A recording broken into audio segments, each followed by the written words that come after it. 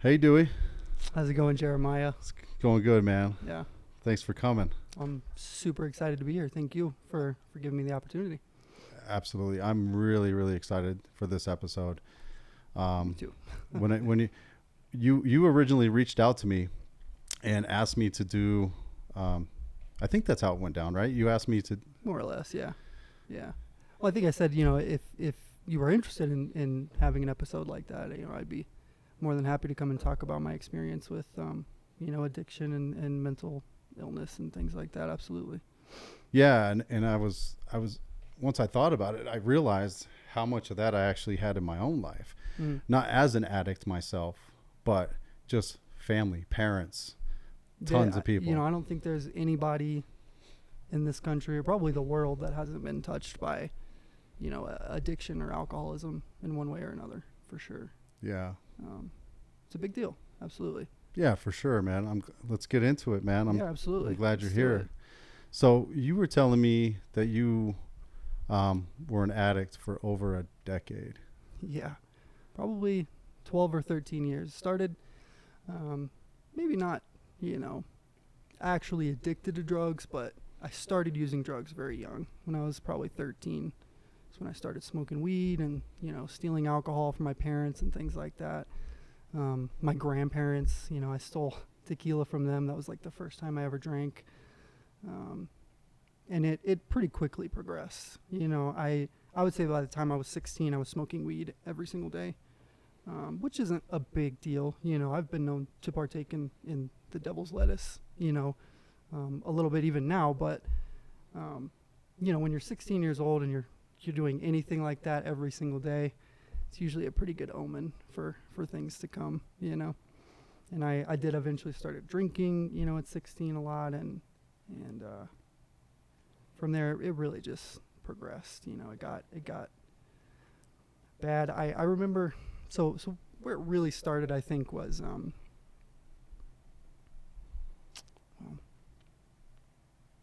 how far back do you want me to go? Because where it started could go all the way back to when I was born, even. Whatever you're comfortable with, Dewey. Yeah. So Yeah. I was born in Florida, and I grew up in Tennessee for the most part. But my mom was. Keep that mic close to you. Yeah, you bet. I'm having a hard time hearing you. No, you bet. I'm sorry. So Perfect. my mom That's was perfect. good. My mom was a prostitute when I was young. Wow. Yeah. And the earliest memory that I have from childhood was my dad taking me away from my mom, and then I just didn't see her very much. And my father was an alcoholic as well. He liked to. When did you leave your drugs and mom? Party. I was probably 3. I was very young. All I remember was a fight, and then my dad picking me up by the arm and dragging me out of the house. And he was very abusive. He drank a lot. He was always getting in trouble with the law and stuff. And when I was about 6 years old, I guess, he was asleep on the couch or hungover or something like that. And it was time for me to go to school. So I woke him up, and he just got super mad, and he hit me in the face several times and like threw water on my shirt. He was extremely abusive. And How old were you at this time? I was 5 or 6. So I'd been living with him for just a child. Yeah, very young. And he took me to school that day, and the ladies in the office, they decided to call social services, and they came and talked to me, and I never saw my dad again after that. Really? Yeah. I went to go live with my uncle for a couple of weeks, and he was amazing, and it still brings tears to my eyes to think about the day that he came to me. And, he sat me down on the bed, and he was talking to me, and he was like, he just had tears falling down his face, Who's this? Your uncle? My uncle. Okay. Yeah, so my dad's brother. And he was just like, I'm not in a position, I don't think I can offer you the life that you need, or that you deserve to have, and he was so, he was torn up, you know what I mean? And, from that point forward, I was in foster care, and a couple of years after that, I was adopted when I was 8. So you went to him at 5 or 6. My uncle, yeah. And then when did he tell you this? It couldn't have been more than a month later. Wow, that quick. Yeah, it was pretty quick. Yeah. And I mean, nothing against him. You got thrown on him, right? Yeah. No, Yeah. and I think looking back on it, I've never had any ill feelings towards him. He was amazing. He would come and pick me up and go to the park, and we would go ride bikes and stuff, and he had telescopes. He was always amazing. He was one of the few people in my life at that age who seemed to actually care about me and my well-being, So looking back on it now in my adult years, I think he probably just knew that removing me completely from that, situation, and my dad completely, and not even being around them anymore was probably the best route, I don't want to cut you off and I don't want to interrupt your flow, but I don't know how to interject. It's okay. Please. My experience into this conversation, because it's crazy. What you've said so far is almost me tit for tat. Really? Yeah. It's crazy. Like, wow. I haven't, I just started this podcast. This is the 5th episode. So I've shared pieces here and there. Mm-hmm. But yeah, I can relate to you. I do not want to stop you from talking, but I just want to tell you my story up till 5 years old. Because I can relate to you. And I want to say it, but I think this might be a good time. Before I was born, my father was he was a drug dealer. Oh, yeah. Okay. Yeah. He got busted with, it was like over 500 or 600 pounds of, marijuana, 500 or 600 pounds of hash. Wow. And this was in the 70s. Wow. I mean, now you get busted with something like that, you're going to be in a little more trouble. Or maybe not now, but maybe 10 years ago. Yeah. Early 2000s, 90s, you'd be in a lot more trouble. Definitely. So he went to federal prison because he was bringing it from Mexico up and dealing with a lot of people down there. Yeah. And he got 30-something years in feds. And when I was 2 years old, my dad was in prison, and my mom, this was in Arizona, but all my family was on the East Coast, but they had moved down there. I won't front off my family and why my dad moved me down there, but let's just say that I was scheduled for an abortion. The family was like, nope, you're not having a kid with that dude, my dad. Yeah. So my dad was like, nope. Took me down to Arizona where he had all his connects with the Mexican dudes down there. And that's where I was born. I was born in Tucson, Arizona, as a result of that relocation. But my mom was also doing a lot of drugs. I mean, she was around. She was pretty much, her boyfriend was a drug dealer. I mean, so he was in prison when I was born. And by the time I was 2 years old, my mom dropped me off at a daycare in Tucson, Arizona, and left the state. Never came to pick me up. And then I went to the foster system for a few years until my aunt got me when I was about 5, right before my father got out of prison. Because back in the 70s, well, I didn't know this in the 90s when I was a teenager, and I heard my dad did 5 or 6 years because he got out when I was 5 or 6. And I was like, man, that guy must have been a snitch.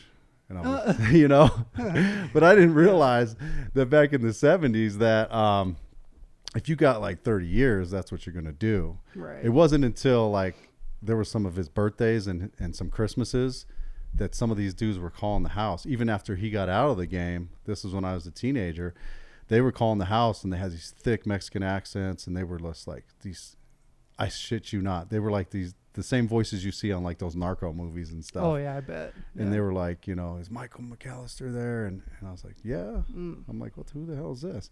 And then he'd be on the phone with them and, oh, hey, he'd be all happy. And they'd be like, you could tell they were telling him happy birthday, Merry Christmas. And he's like, and wow. and then he'd hand me the phone. He's like, they want to talk to you. And I'd be like, okay, I just think this is one of your goofy friends going to be like, respect your father or something like that. Right. Or how you doing? You don't remember me. But no, that's not what they said. They said, hey, you better listen to your father. They were super serious. They're threaten me without threatening me. It was kind of weird. And that's when I knew my dad didn't snitch, because they were like, they were telling me, you better respect your father. Respect. You better right. listen to him. He's a good man. Back in the day, he saved a lot of people a lot of trouble. Wow. So I was like, okay, Dad. Oh, right. He's not no snitch. I never said it. I never told him he was a snitch. Yeah, right. But I was like, how the hell do you 5 or 6 years on a 30-year sentence, 30-some year sentence? So crazy. That's the beginning of my life. No, yeah. It's just, nutso. Yeah. Nuts. Yeah. But please continue. No, I mean, so your uncle, right? Yeah, my uncle, he was amazing. I mean, to this day, we're friends on Facebook now. I remember, we'll get to that point, I guess. But yeah. Yeah, so after that, we had that conversation, and it was a couple of days later that I met my first, social worker, I guess, and and when you're a kid, it's I don't think they were intentionally lying to me necessarily, but I was told that, I would definitely see my uncle again, like this was sort of a, maybe not temporary, but like, they were going to try to keep me in the family probably and things like that. And it's just not how it worked out. I went to foster care and I never heard from any of them. For how long? I think I was in foster care for 2 years, maybe, roughly, give or take 2 years, I think. Okay. I don't remember a lot from that period of time. Something that I think I've intentionally tried to, block out a little bit, because if I'm being honest, like some of the abuse and neglect that I experienced in foster care was worse, in ways. There was sexual abuse that happened in foster care. To kids or yeah. To other kids or yourself? Kids to me. Yeah. So other kids to you. Right. Yeah. Yeah. The older kids in foster care. Right. And stuff like that. And so I've, blocked out a lot of the memories from that period of time, but also, I've come to understand that the best way to heal from stuff like that is to kind of just process it, and allow myself to think about it and stuff like that. But that's a hard one, though. Oh, yeah. It is. I always said everything that I went through as a kid, and we're both, your story right now is sitting at 7 years old-ish, or 7 or 8. Yeah. And I stopped mine at 5 or 6. But throughout my childhood, to becoming an adult, I always said, with all the crazy shit I went through and everything that happened to me, I'm glad that that's the one thing that didn't happen, because I don't know what would have happened to me if that would have happened, because that's hard. Yeah. That's hard for a kid to process and get through. Yeah. And that was something that I didn't even, I guess I didn't realize like the effect that it had on me until much later in life, when I was, probably 18 or 19. I remember my first STD scare, and for some reason, like, that situation flooded me with so much just of that trauma, and I remember calling my mom and the woman who adopted me, my mother, my real mom. She So you did get adopted? Yeah, I did get adopted. Yeah. Mm-hmm. At how old? I was 8. Okay, so at that time. Mm-hmm. And Nice. it was a closed adoption, which is just not what I had been told was going to happen. But it didn't really bother me at the time. I was excited. I got a new family. I got, they had pets. It was really exciting. I was Did really you happy. stay with her until 18? Yeah, I stayed with my parents. Nice. Until I was 18. Nice. Yeah. Were they good to you? Oh yeah, they're amazing. They're amazing people. I love my parents to death. They must have done good. They must have done good, because you are a super nice guy. Thank you. And that's one thing that stuck Appreciate out that. to me about you. Like, you are a super nice guy. And I mean, somebody obviously had a positive influence in your life. Absolutely. My parents, that's something that, I kind of hope they watch this, because I want them to know that they did a good job. You know what I mean? All things considered, I know the past few years, several years have probably been really difficult for them, but at my core, I'm I feel like they did a really good job. My parents instilled a lot of really good values and things in me that, I'm not sure if I ever would have gotten clean if it wasn't for my parents, so. And that foundation that was just in there somewhere. Yeah. Absolutely. Just those little voices, right? Mm-hmm. Remember, Dewey. Yep. You're a good dude. You're a good person. You have potential. All that good stuff that good people tell you. And that's the devastating thing about it is, all those years that I was using, one of my favorite phrases or one of my favorite things to say was, it's my body. It's my choice. I just couldn't understand why, what I was doing was hurting other people so badly, Like, it's my body. It's not good for me, but you know what I mean? It's my choice or whatever. And the fog really didn't start to clear on that until I really decided to get sober, and I just realized all the damage I had done, all the bridges I had burned. Well, let's back up a little bit, yeah, right? Absolutely. Because you were talking about, in the beginning, you were talking about, the usual stuff at 12 and 13 when we all used to sneak cigarettes. Unfortunately, both my parents smoked menthols. My mom smoked more menthols and my dad smoked Newports. So I was smoking the nastiest cigarettes. Always. So I did start smoking when I was about 16 as well. And that was one of those things that, I started smoking and my parents would get super pissed at me. And then one day my dad was just like, he's not going to quit. My mom was like, what do you mean he's not going to quit? He better fucking quit, But my this is like, your parents that adopted you? That adopted me, yeah. And you call them your parents? Yes. Yeah. Okay. If you hear me talk about my parents. For the context of this conversation. That's who I'm talking about. And your dad would be, you would call, but what do you call your parent what do you call him? Dad as well? Biological dad, if that, sperm donor. No, well, that's your real father. But what do you call your parent that's the father figure? Call him Dad. Nice. Yeah, he's my dad. That's a lot more enthusiastic. That guy gets the smile. Oh yeah. See that? Absolutely. Yeah. He's great. He's definitely the reason I am, any amount of man today. Would be my dad for sure. But I just thought, I felt so cool when I was 16 and I started smoking, and my dad was like, just let him, he's gonna do it. Just let him do it. My parents never smoked the whole time that, I was growing up with them, but.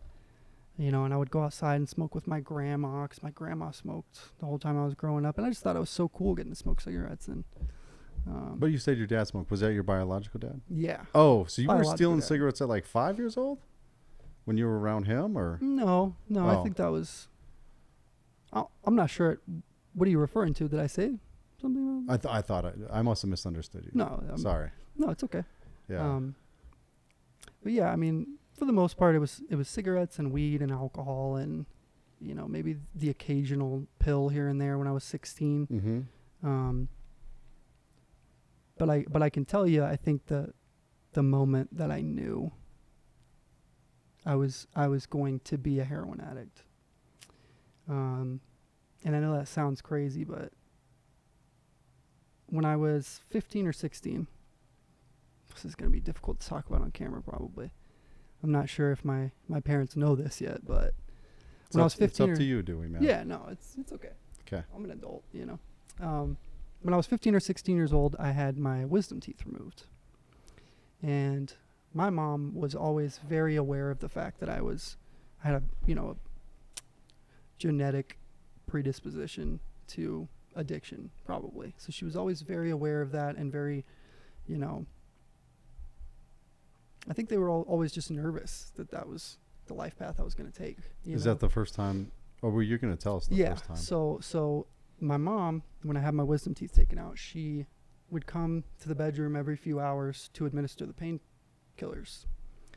And I was just barely old enough to know that painkillers would get you high. I just didn't know, how or what that looked like. So she would come in and give me the painkillers. And this is like that alcoholic brain or like drug addict brain already working before I was, it was already there long before I ever, became addicted to any substance. But my mom would come in and she would give me the pills and I would just cheek them.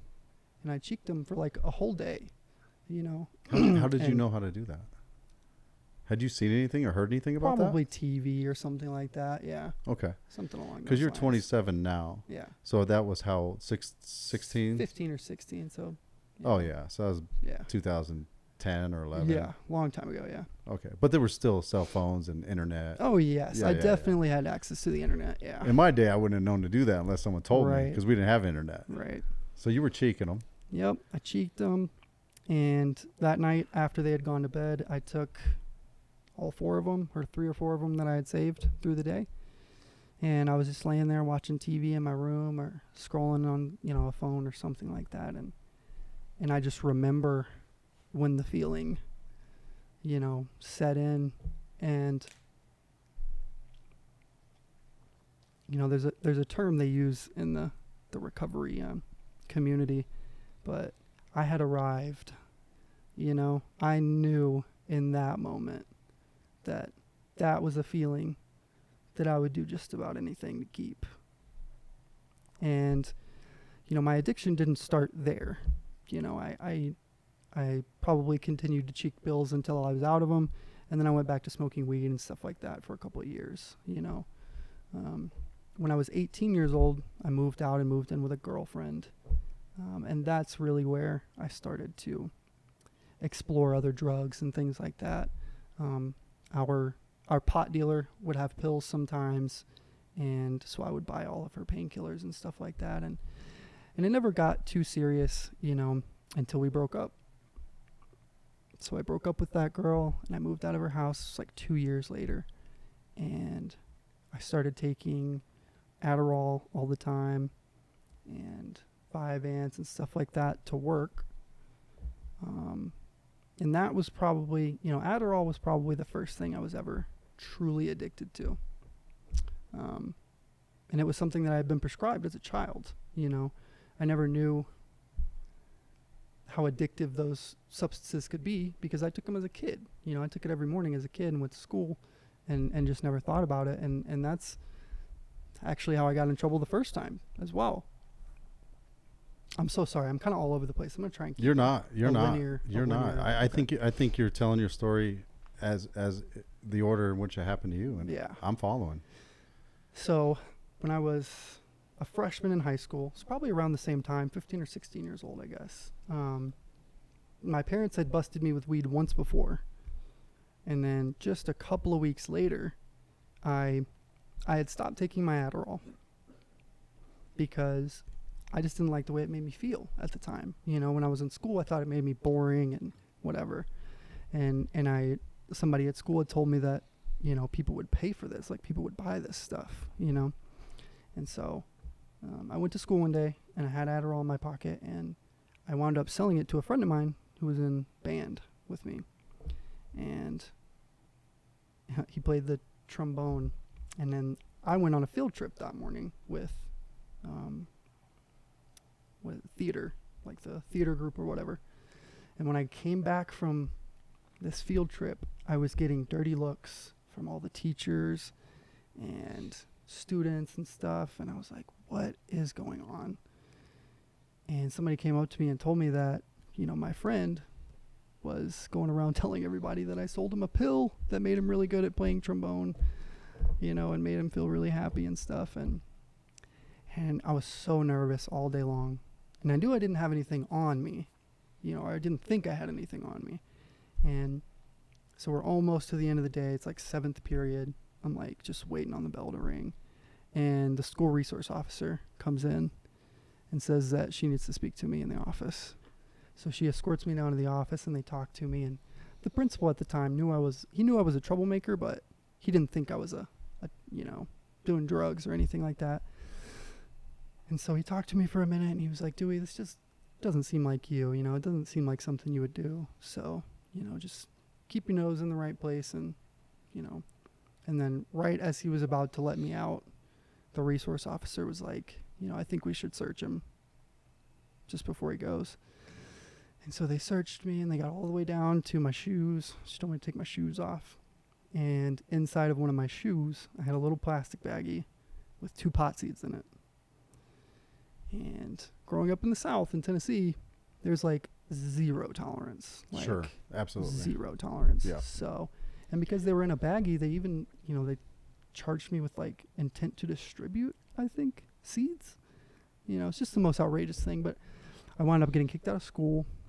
My mom would not let me go to an alternative school, and thank God she didn't, because who knows where I would be right now if that's where I went, But I was homeschooled, and, I finished school early, but that was where it really started, This is at 18 or no, 17? I was like 15 or 16. It was my freshman year in high school. Oh, wow. When I got arrested, yeah. So it took me out in handcuffs, and I spent a week in Juvie, and that was a horrible experience. I wouldn't wish I don't think kids should go to Juvie for stuff like that. I mean, it was awful. I was in a cell by myself for 7 days. I could hear the ladies like in the front office, because the ceilings are open. It's just big, tall walls and open ceilings. And I could hear the ladies in the front office talk about us, and they would just call us names and talk about how we're all fucking pillheads and fucking drug addicts and shit, just talking shit about us, like, you know what I mean? And it was so sad. I don't know. My parents came and like talked to me through the glass or whatever, and it was awful. I know it was awful for my parents as well, but it was just kind of a formative, experience, I think, because I took it all to heart. I was like, you bet your ass I'm a drug addict. You bet your ass I'm a pillhead. I'm a fucking menace, and that's just what I decided I was going to do. How long were you in Juvie? Just a week, just 7 days. Oh, that's light time. I mean, yeah, it was, it was nothing, but, just that experience being 14 or 15 years old in Juvie, and I feel you on the Juvie stuff. I was in California. I'm not going to let my kids watch this podcast. They're not old enough to know this, but I did about 3 years in California. Oh, wow. Yeah. And California Juvie is like other states' adult prisons. Right. Yeah, it's nuts over there. For sure, it's nuts. I can't imagine. Yeah. I can't imagine. But yeah, I mean, sorry. I didn't mean that. I like to relate to you. And this is another reason I was excited to have you on, because, I mean, I can relate to you on a lot of stuff. Yeah. I was not the addict, but I was that kid who was falling asleep on the couch over there while all the adults were getting high and partying, and classic rock was bumping in the background. Right. And I was that kid. I mean, sure, you've always seen those kids in those houses and in those scenarios. Well, I was one of those kids. Yeah. So that's my little exposure to the addict life. But yeah, you were right at when you went to Juvie. That was at 15 or 16. Mm-hmm. Yeah, as a freshman. And did you homeschool for the rest of high school? Yep, for the rest of high school. So I had been kicked out of high school for a year, and originally the plan was to go back to school. But after a year of being homeschooled, I had gotten so used to the way I did it, and the way a lot of homeschooled kids do it is they'll just, ignore homework or schoolwork for a little while and then catch up on it all at once, or do all of it and try to graduate early. I didn't do that really. I just liked being able to do it at my own pace or whatever and finish whenever I wanted to. So I decided to stay homeschooled for the rest of high school, which I probably wasn't the best idea, because it just made me so anxious and like made it really difficult to like reintegrate, I feel like, into social situations and stuff like that sometimes. But I think that just shows me how much more intelligent you really are, though. Really? Yeah. Well, thank you. Because I was done with school. I think I went to the second month of 10th grade. And when I see someone like you who homeschooled and really didn't pay attention, and still is well-spoken. Yeah. I was always really good at taking tests, was the thing. Is like, I was so good at taking tests. I was Have you ever had an IQ test? Stuff. No. I don't want to either. I bet you would score pretty high. Well, thank you. I appreciate that. I'm just afraid I would score low, and it would break my heart. No, you're not going to score low. We know there's plenty of people in our world that would score pretty low, and they're a lot of them are in pop culture and in politics. And you can listen to them talk, and you're like, for sure that dude's scoring like low. but no, man, that's amazing, man, that you Sorry, my nose is running. yeah. So sorry, please continue. No. So you're at 15, 16 right now in your story still, kind of. Yeah. You know, high school, the remainder of high school is pretty boring, honestly. You know, I didn't get into a whole lot of trouble in high school after that.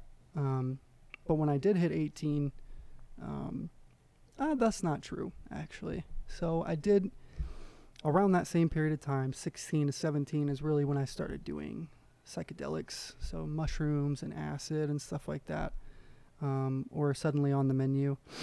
And that is probably where it got pretty bad. Because at the time I was in youth group. Where were you at this time? In Tennessee? In Tennessee, still Okay. in Middle Tennessee, yeah. So living in Murfreesboro, or around Murfreesboro. And I belonged to a youth group at church. And, you know, I really did like foster a relationship, you know, in the church, and like really tried to dive into that, you know, and Were your parents pretty religious? yeah, we always went to church growing up and stuff like that. So, They were part of their local church, kind of really involved. Mm-hmm. Gotcha. And I think they were happy when I, you know, found a youth group that I liked and started making friends in youth group and stuff. And, but I've always been very existential, always, you know, and I think that's why religion and youth group was so important to me at the time, was because I was having these, you know, just existential dread all the time. And God was an answer to that, you know. It was like the answer, really, you know. It didn't leave anything up to the imagination. And what happened was I started experimenting with psychedelics, you know, and this is awful, but the first time that I ever took acid was with a really good friend of mine that I had met in youth group. And we had an amazing day together. We played outside, you know, and we were just cutting up, laughing, having so much fun. And I'll never forget when his mom walked out the front door and was like, "Hey guys, it's time to go to church." And I was like, still, you know, hallucinating, you know, swirlies everywhere. And that was the night, you know, I went to church, and when I got there, they asked me to speak. Like, apparently all the seniors in our youth group were graduating high school. And so they asked me to speak about like how the seniors had affected my, you know, my life and my relationship with Jesus, you know, being in youth group with them. And of course I had to say yes. I was like, yeah, sure, I'll go up there. And I have no idea what I said. You know, I just remember sitting up there in front of my entire youth group, hallucinating and like thinking that none of it made any sense anymore. You know, like the illusion just disappeared. And it didn't make any sense, you know? And I got really depressed after that. I got really depressed because I didn't believe in God. You know, I didn't see logically how that made sense, you know? And I don't know. I just lost it all at once. And I don't necessarily know that it was just because of the acid that happened. But I think, you know, psychedelics definitely played a part in my shift in thinking in that. You know, and when I lost God, I lost everything, you know. I didn't know who I was anymore. I didn't know, you know, I didn't know anything. I was completely lost, and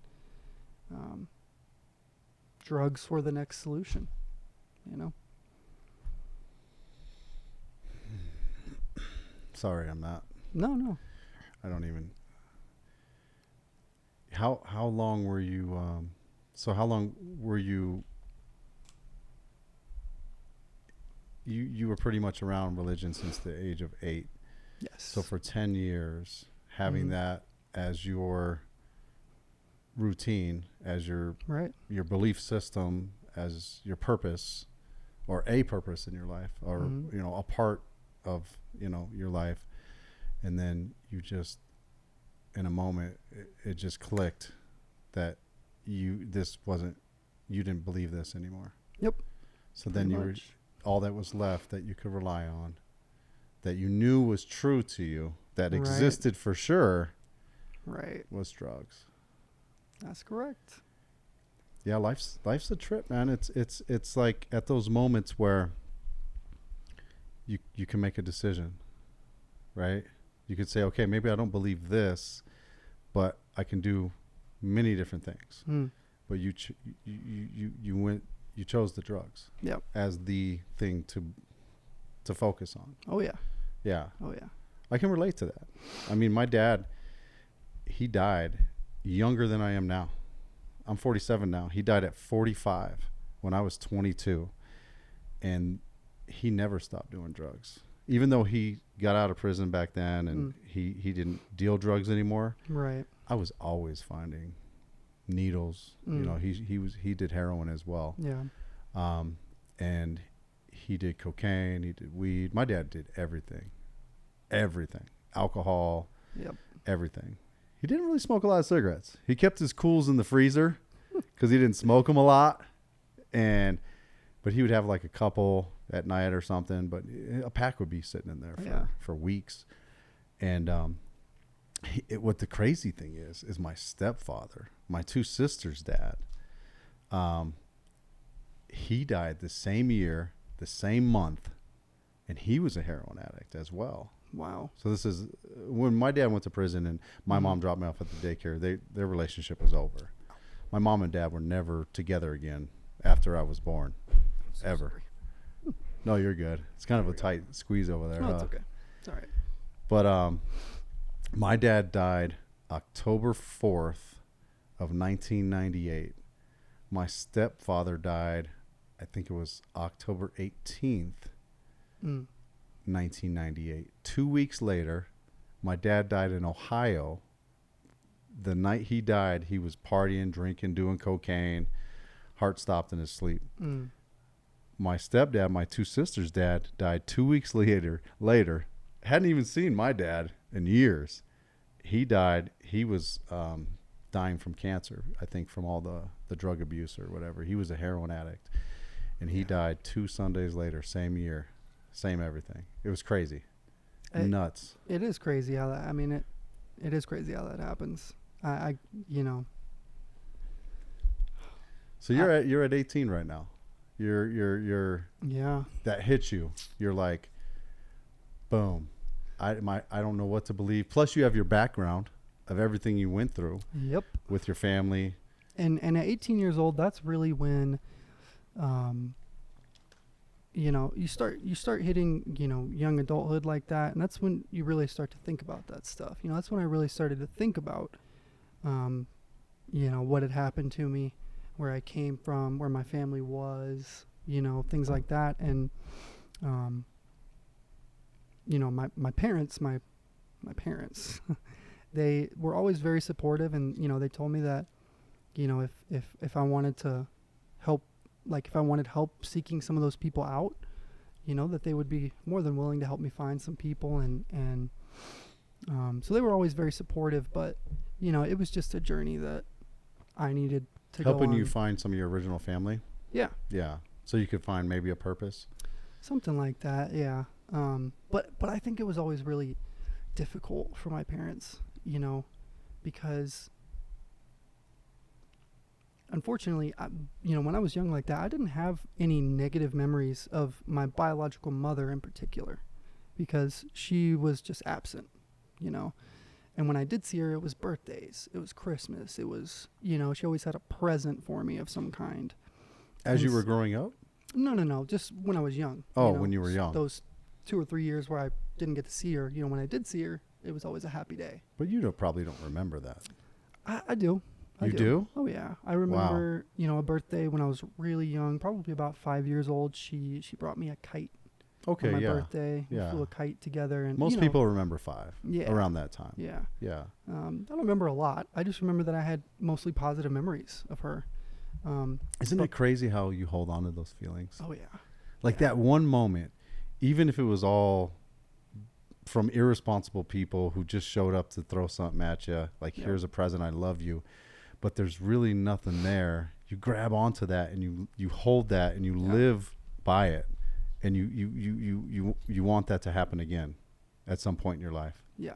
That always happened to me too, man. Absolutely. It's sad. It's sad, man. So when it did come down to, me being 18 years old and wanting to find some family members and stuff like that, my parents were very supportive, but I didn't wind up asking them for very much help, just because, it was kind of something I wanted to do on my own. And I think I was kind of aware of the fact that it, might be a little uncomfortable for my parents, especially my mom, because she's my mom. You know what I mean? She treats me as if she birthed me herself, so. She put a lot into you, especially with her not even being related to you. Yeah. That's even almost more than a real parent. See, that exactly. Yeah. That's how I feel about it. Is because I have to take care of my kids. I mean, that's right. What it is. Right. I don't have to take care of. They chose. They chose that. Right. Yeah. And I'm incredibly grateful every day. Even though I chose to have my kids, if you watch this, you were planned. Well, some of you. That's funny. No, but that's a big sacrifice for somebody who's not related to somebody. Yeah, that's absolutely. a huge sacrifice. And that's another thing that I didn't even realize. I didn't think about that until I got older. I didn't think about it. So at that moment, 18, your world's kind of spinning. You're like, everything's affecting you from your childhood, your present day, everything you're dealing with. I just thought I had it figured out. I thought I had it figured out. The reason I wound up moving out of my parents' house at 18, it had everything to do with the fact that I wanted to smoke weed with my girlfriend. And I think we're getting stuck on this 18 age for a while here, and that's good. And you know why I think we are? Why is that? Because it's such a pivotal moment. It is. In your life. It really is. Yeah. That's when it all started, for sure. You can't just breeze by it in a conversation. No. Like, you have to explain that this is, it's hard to explain. Actually, probably the feelings are probably more intense for you. Yeah. Losing God was, that's the only way I can think to really say it, was that I lost God. Like, I lost all faith in it.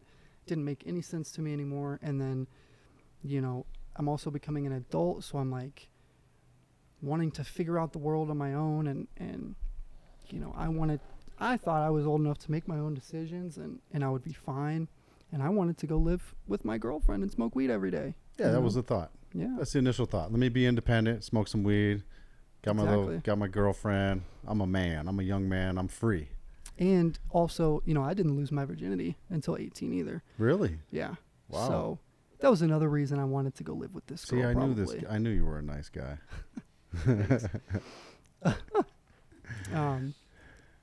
But it was just so much stuff at once, and I think losing religion was really what did it to me, because there were, honestly, it's really only been in the past few years that I've come out of this like deep, dark, existential like place that I was in. For years and years I was there. And so you move in with this girl. I move in with this girl. You're 18. You're smoking weed. You got your girlfriend. You're free. I lost my virginity to this girl, right? And she wound up breaking my heart, long story short, or I broke her heart. Who really knows? I don't, But, that relationship ended, and I started drinking heavily with another friend of mine. So I went to move in with him because obviously I was a loser. I didn't have anywhere to go. I was living with my girlfriend. Couldn't go back to my parents' house. So I found a friend who was willing to let me, crash with him. And sorry, my lips sweating. It's a little warm down here, I feel like. A little bit. Yeah. And I'm wearing a hoodie. We started drinking a lot, and this particular friend was very intelligent. We used to love to sit and talk about the existentialism and the vastness of the universe and stuff like that. And so as I was living with him, I got a job at the new Amazon warehouse that had just opened in my hometown. And so we drove to work every day. And while I was working at Amazon, I started taking Adderall again, because that was the only way I could get through, a 12-hour shift at Amazon on your feet all day. And that was going great for a while. I was thriving in that sort of environment, taking Adderall, going to work, making enough money to afford, basically whatever I needed or wanted, because I was sleeping on somebody's couch. And probably about 6 months into working at Amazon, or maybe not quite 6 months, I'm not sure, but I had used all my PTO time, and if I missed a day of work, I was probably going to lose my job, and I was out of Adderall. I didn't have anything basically, and caffeine wasn't going to cut it. So I was freaking out, thinking, how am I going to get through this shift at work? I'm going to die. Like, there's no way, I'm going to be able to do this. And another friend of mine gave me a Xanax that night. And I was very naive to what Xanax was. He just told me that, if you take this, the night should fly by, and you'll be done with work before you know it. And so I popped it, clocked in for my shift or whatever, and I've gotten a lot of mixed stories as to what happened that night. But at work. Yeah, at work. But from what I understand, what happened was I left work. I left work without clocking out. I went and sat in my car, put the key in the ignition, but didn't turn the car on, and then I fell asleep. And then I woke up a few hours later, and the only reason I know this is because somebody told me after the fact. But apparently I called somebody freaking out, just belligerently mad, because my car battery was dead. And I couldn't get the car to start. I thought you were going to tell us you were running naked through the aisles of the warehouse or something. Oh, no. No, not quite. Not that it's funny, man, but I thought it was going to be something really crazy. And the very next thing I remember was headed towards Nashville. You drove? Yep. I don't remember driving. So your battery was not dead? Yeah, my battery was dead, apparently. Somebody came and helped me jump the car off, I guess. You don't remember this, though? No, I don't remember any of this, no. What is this Xanax? I'm not familiar with the Xanax. Xanax is excuse me. No, you're good. Xanax is it's an anti-anxiety medication. It's a benzo. And it works so well. Let me tell you, Xanax, if you have anxiety about something, it will wipe it out. You don't have any anxiety anymore. I promise. It's like alcohol in a pill form. That's the best way to explain it. But this experience was really intense. This period of time was also when pressed or fake Xanax was really popular. What is a fake Xanax? Fake Xanax is when people would go online and buy, Xanax powder from a distributor in China somewhere or something, and they would press their own pills. So, and they looked just like Xanax. If you didn't have a trained eye, you wouldn't know that one was fake and one wasn't. So what do you think was in the one you had? I think it was just way too high of a dose. Oh, because if you take probably 4 milligrams of Xanax, I think anybody takes 4 milligrams of Xanax and they're going to black out. It's just how it works.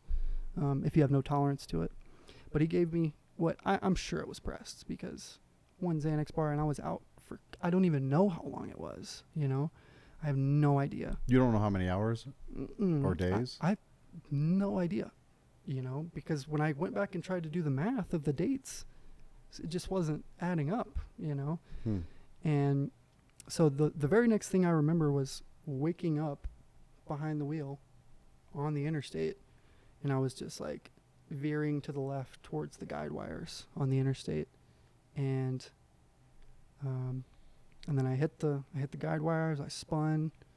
My stuff was strewn all over the freeway, and when the car came to a stop, I was like looking around, and then another car, I believe, hit my car, so I spun again, and then the car actually came to a stop, and I couldn't open the door, so I crawled out the window, and as soon as I put my leg on the ground, I knew it was fucked. Like, I immediately collapsed from the pain, and that's all I remember. What did you break?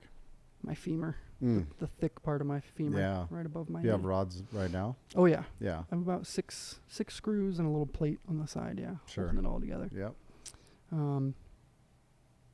So, I do think something I did, I heard somebody's voice as I was laying in the middle of the interstate. I heard somebody's voice, and I just gave him my mom's phone number. That's all I could think to tell him, I'm pretty sure. And so I wake up 3 days later in the hospital, and there's my parents, you know. And, you know, this is something that's difficult for me to talk about, I think, because, like, looking back on it, I you know, like I told you earlier, I knew from the time I was 15 or 16 that I was going to be a heroin addict, you know. I knew I was. And I really think that I almost manifested this, you know, or I had some kind of, like, divine foresight into my own life, you know. No, I can relate to the manifestation because I got into a lot of trouble, even beyond my juvenile thing that I told you about.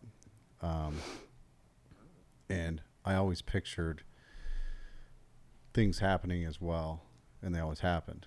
Right. And I knew that was the path. You know the path you're on, right? But there's a point where I know you got to eventually, and we'll get to that point where you take control, you know, and you fight against those feelings. And addiction comes in many forms. It's not just heroin or alcohol or drugs in period. Yeah. You know, people can have a lot of bad habits that are addictions that, you know, that can ruin them, or they can make choices, you know, and it's a struggle for a lot of people. Right. To go against that. And I can sit here and say I never got addicted to drugs or alcohol, but I got in a lot of trouble. Right. And there's a lot of time that I'll never get back. Oh, yeah. Hopefully I spent that time to think, and, you know, hopefully I'm applying that now. But yeah, I think so. I mean, we're trying. But physically I don't get it back. But I did a lot of working out. I'll tell you that. I did a lot of working out, and that's where I got my... It definitely looks like it, yeah. Oh, that? Yeah. Well, that wasn't there at the time. But, so you're in the hospital. They drug tested you, I'm sure. Or did they not? I don't know. Okay. Did anybody know that you were You know, high? I was fully expecting to wake up to some police officers outside the door or something. Absolutely. Right. But that didn't happen. Did your parents know? I think they probably had their suspicions, but they didn't know until I told them. Oh, so you eventually told them? I told my mom. Okay. Yeah. Because I was scared. You know, I was just scared. I don't know. Well, you don't have anybody to talk to either. Yeah. You don't even know your family at that point. And up until that point, you know, I had experimented with, you know, around that time, you know, things like Roxy's and Opana were still pretty readily available. What is that? Roxy and Opana, they're just, you know, strong pharmaceutical painkillers. And you're just doing a lot of different things. Well, yeah, you know, at that time, I didn't have anything in particular that I did every day except smoke weed. You know, I smoked weed every day, and then I would just kind of take whatever I could get my hands on, I guess. More of opportunities that came up. Right. Yeah. Yeah. I understand. But, you know, I woke up in the hospital and you know, they were giving me, I had like a drip of God knows what, and every 4 hours they're bringing me like painkiller, like pills and stuff. And yeah. Yeah. I had a coworker, two coworkers, I think, broke their legs and had plates and screws and rods in different ways. One hit a tree skiing. I think he hit a tree, or he crashed, or he just crashed. I don't know. And then the other one got shot several times in the leg. Jeez. And yeah, I think they were both on morphine or something similar to that. Yeah. Yeah. So it was a painkiller for your leg. Oh yeah. I mean, they had me real doped up. And you liked it, I'm sure. Oh, I loved it. Yeah. Absolutely. You know, and the night nurse was my favorite because he would come in, you know, I swear he would come in like 2 hours early sometimes. The cards are not falling for you at all. Dude, no. So I did go home, right? I wound up going home with my parents after a week or so. And I recovered in their house for about 3 months. Did they send you home with some pills too? Yeah. Yeah. Oh, yeah, for sure. And my parents, I think you know, at this point, they were not going to try and say, oh, we'll hang on to your medicine for you, you know, because, excuse me, because I was an adult, right? And if they had tried to do that, chances are I probably would have left, you know, or tried to leave, you know. So they just let me hang on to my own medicines, and you know, that's when it really started, because I was like, 1 pill every 4 hours. How about 2 in my nose right now? In your nose? Oh yeah. So crush them up, Yep. snort them. Oh yeah. But did that hit you quicker, harder? Of course. Yeah. Okay. Of course. I don't know. Sorry. No, it's fine. Yeah, and you know, so What were they? Do you remember? it was Oxycontin. Oh, no shit. Yeah. Yeah. My cousin died from Oxycontin. In fact, he's buried right next to my father. Really? Because that it was a dual grave that my grandparents had for themselves. They had pre-purchased. And my father died in Ohio. They moved his body to Connecticut, buried him. And then my cousin died, OD'd on the Oxycontin. They buried him next to my father. Yeah. And then they bought another double plot for themselves. Yep. Yeah, he was torn up. I remember going back there and seeing him, and I wanted to see him because we grew up as kids and stuff like that. And he's like, meet me over in this parking lot of this auto parts store. And I was like, why can't I meet you somewhere we're gonna get a bite to eat, or like meet you at your place? Okay, I'll meet you in this parking lot, dude. Like, what the hell? Yeah. And that checks out. Yeah. yeah, right. It's just like, it just goes with the territory. So meet him in this parking lot. He's got his girlfriend with him, who's not the one who he was married to and had the kid to. I think he was married to her, but not the one he had the kid with. And I'm just saying, hey, how you doing? You know, how you been? You know, I'm all hyped because this is my cousin. I haven't seen him in years. And he's just like moving around all fast, not staying still. And I had heard rumors, but you know, I like to see things myself, and I didn't meet him to see it, but I don't care what people say until I make my own judgments about people. Yeah. But when I seen him, I was like, oh shit. He was just like, he was talking about his kid, how he's going to get custody of his kid. You know how that shit goes. Yeah. People talk about they talk about the stuff that is not even close to reality. Yeah. Like when they're zoned out. It's not even in reach yet. You know, you're never going to get your kid before you get your kid back. Dude. Never. So much. Never. And she had the kid, which was great for the kid. And because she was straight, you know, she wasn't screwing around. And he's sitting there telling me that's all he could talk about. I'm trying to see, hey, how you doing, Josh? Josh was his name. I'm like, Josh, how you been? How you doing? I'm trying to talk to him and just chop it up with him. And he's sitting there just talking about how he's going to get custody of his kid. And I was getting irritated because I'm like, man, this guy's just whacked out.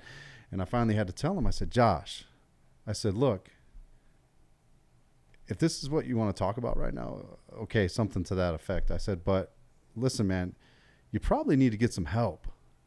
You probably need to not focus on your kid right now and all that, because your son's with her mother, and that's probably the best place for him right now. Yeah. You look like you need some help, man.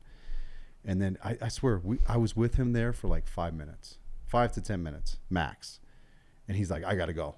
Hopped back in the car with his girlfriend and drove off. And I was just like, because we don't want to hear stuff like that. I haven't seen that dude in like 10 years though. I wanted to have lunch with my cousin or something. Yeah. Nothing. He was gone. He was on another level. He was just on to, and he didn't have work to go to. He didn't have nothing important to do. Yeah. But I wasn't contributing to his nonsense. So I definitely wasn't the thing to do at that moment. Yeah. So yeah, Oxycontin. Yeah, you were sniffing 2 pills every 4 hours? Who knows how many, honestly. I know that I was running out before it was time to get another bottle of it, and I was still in pain. And how much is that? Is that a large amount? Well, like 30 milligrams of Oxycontin that's a good bit. I mean, is that what 2 pills are? They used to make like 120 milligram Oxycontin pills, Oh, they come in various sizes. Oh yeah. Okay. Yeah. But so you were doing that with the Oxycontin, and that's just going right in line with the trajectory. Yep.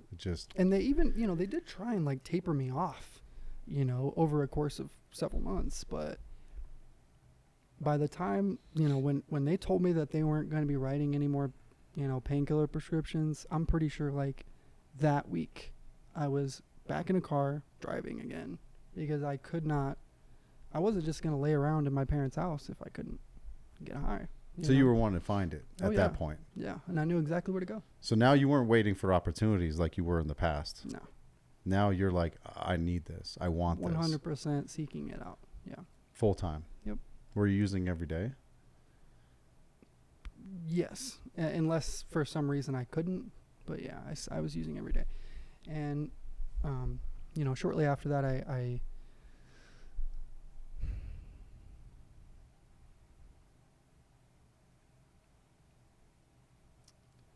wound up moving to Florida with my best friend at the time.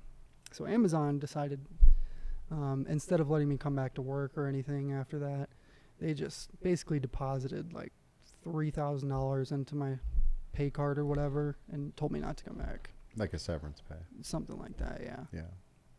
And so I took that cash and packed my car up. It was a 2001 Lincoln Town Car. I packed all my stuff into it, and I drove down to Destin, Florida. And for a short period of time there, I was sober-ish, because I was trying not to use heroin. I was trying not to. Had you used heroin at all to this point? Yeah. Once before I broke my leg, I used it once. I don't think you said that or touched base on that. No, but it just wasn't as significant. It was mostly the pills and stuff before I broke my leg. I would try the Oxycontin and, Opana and stuff like that. Yeah, when you're doing a lot of drugs throughout the years, trying something once is just, it's thrown in the mix. Yeah, it's I just didn't really normal. think about it much. Yeah. How did you do it? I know of like my stepfather and my dad, they used to shoot it up. Right. So I didn't start shooting up for a while. How did you do it that first time? Snorted it. So you can snort it? Yeah. Yeah. I always snorted I think I vaguely remember that you could do that. Yeah. Certain kinds. So if you go to California, and you're looking for heroin, you're going to get black tar. You can't snort tar, but. So you moved to Florida. After your accident. Mm-hmm. How long after your accident? Probably 6 months, maybe. I don't even know. Probably around 6 months, yeah. But you were healing up for... yeah. Probably half that time at least. I got super lucky because just being young, I think I healed a lot faster, so. Sure. And I moved to Florida, and me and my buddy and a friend of ours wind up, kind of getting a place together. I can't take credit for that because I didn't contribute to it, but we got a place together, and I was really excited because I wasn't using a lot of drugs. I was just, drinking a little bit. Pull this a little bit closer. Yeah, I'm sorry. No, you're good. I want everybody to hear what you're saying. For sure. So I'm sorry. No, you're good. So at this point, I was just drinking and smoking weed, which is normal for a 19-year-old dude for the most part, and taking Adderall. And, I was kind of proud of that. I felt like I was headed in a positive direction, and so we move into this place. It's a duplex. But Adderall is no joke either, right? No, it's just diet methamphetamine, basically, So if you're taking that, it's like keeping that base stimulus involved in your daily life. Yeah, yeah. And you're saying that that's good. It was good for me, yeah. For you. Yeah. Yeah. But Adderall was never really something that I started to abuse. I guess, actually, I did abuse it, but I had it so in my head, I had it rationalized so well. Yeah, because it sounds was like it. That's where I'm going with this. Yeah. It sounds like you're like, well, I was doing great. Right. All I was doing was Adderall and marijuana. Yeah. Yeah. But we moved into this house, and our neighbors would always have they had 50 bicycles in the backyard, and they were just kind of weird, I guess. Come to find out, they were drug dealers, and as soon as I found that out, it was off to the races again, I guess, and. But how long did it take you to figure that out? I've never been in a house where I was with drug dealers and didn't know right away. Yeah, it was maybe a week into it, yeah. Because they had all the bikes in the backyard, so I knew they were on meth at least, but. Like bicycles? Bicycles. Like they were stealing them? Yeah, they were stealing bicycles. Sure. And building, just tearing them apart and doing whatever. Selling them if they could get some cash. Yeah. And so of course in my head, I was like, I bet you they can get heroin. And sure enough, they could. And that's when I started shooting up, because somebody over there was shooting up, and I was like, hey, you know, Teach me how to do that. teach me. Yeah. Exactly. And that didn't last very long at all. That lasted maybe a couple more months, because my best friend, Buddy, who is getting married in October, and This thank God. October? Yeah, this October. And I get to go to his wedding, thank God. You know, but he got so sick of it, man. He basically just, you know, beat the shit out of, he didn't beat the shit out of me, but he like punched me in the face a couple good times and took a piss on my bed and was like, you're not fucking living with me anymore, dipshit. Took a piss on your bed? Yeah. Like, what is that about? Because he was mad, you know, and like he was pissed. I can understand slapping you up, like, get your head out of your ass, but the piss thing was like, you're not sleeping. Yeah, you're not sleeping in this fucking house anymore, dude. Yeah, pretty much. Okay. And, you know, I think it came from a place of love. I do. You know, he was just, he wasn't going to sit back and watch me. That's what I'm going to tell my kids when I piss in their bed. I love you. Yeah. Sorry, buddy. No, it's all good. I'm just kidding, man. No. I'm sure you've laughed about that one, too. Yeah, absolutely. Yeah. So you got pissed. Pissed. But he wasn't with you in this house where these people were dealing drugs, right? No. He had his own place? No. We all lived in one house together. So it was me and Buddy and our friend Casey. Okay. So and he didn't know they were doing that when you guys moved down there? No, we Okay. didn't know they were drug dealers yet, no. Okay, so he found out. He found out when I found out, basically. What was his reaction? Or you don't have to say. He's not here to tell his side of the story. It didn't, you know, make a difference to him. He wasn't going to go over there regardless. You know, he didn't have any reason to buy He wasn't going to do it. meth or drugs. Yeah, no. So when you did it, he pulled the big brother card, slapped you around, and said, "What the fuck are you doing?" Yep. And then what? So that same week, if not, you know, in the next day or so, my ex-girlfriend, the one that broke my heart, I guess, she came down to pick me up, and I went back to go live with her for a little while in Tennessee. And, you know, this is just where it gets bad, right? Because It gets worse? Oh, yeah.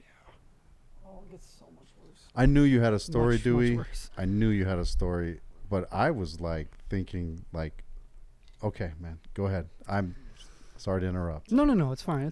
So I went back to Tennessee. And at this point, I wasn't really addicted to heroin yet, but it was just, I was constantly thinking about it. So you had done it for a few months in Florida. Yeah, but it was kind of off and on, you know, it wasn't Yeah. all the time. It was just when I could or when I, you know what I mean?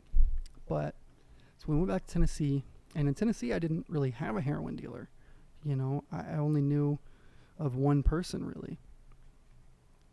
And so I was living with my ex-girlfriend.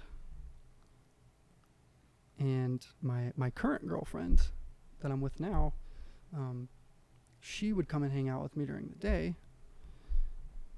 And so I've got my ex-girlfriend going, and I've got this girl going. And then there's another girl who comes into the picture. And it was just really ugly. It was bad. I was not a good dude at the time. At this point, I had asked Mackenzie, who you've met, I had asked her to marry me. When was this? How long ago was this? When I was 19. I mean, it's when I came back from Wow, Florida, you've known I think, Mackenzie yeah. that long. Oh, yeah, we've known each other a long time. Yeah. Wow. Yeah, she's really nice. I think She you guys is. make an excellent couple. She's the best. Yeah. We make a pretty good team, I think. Yep, I agree.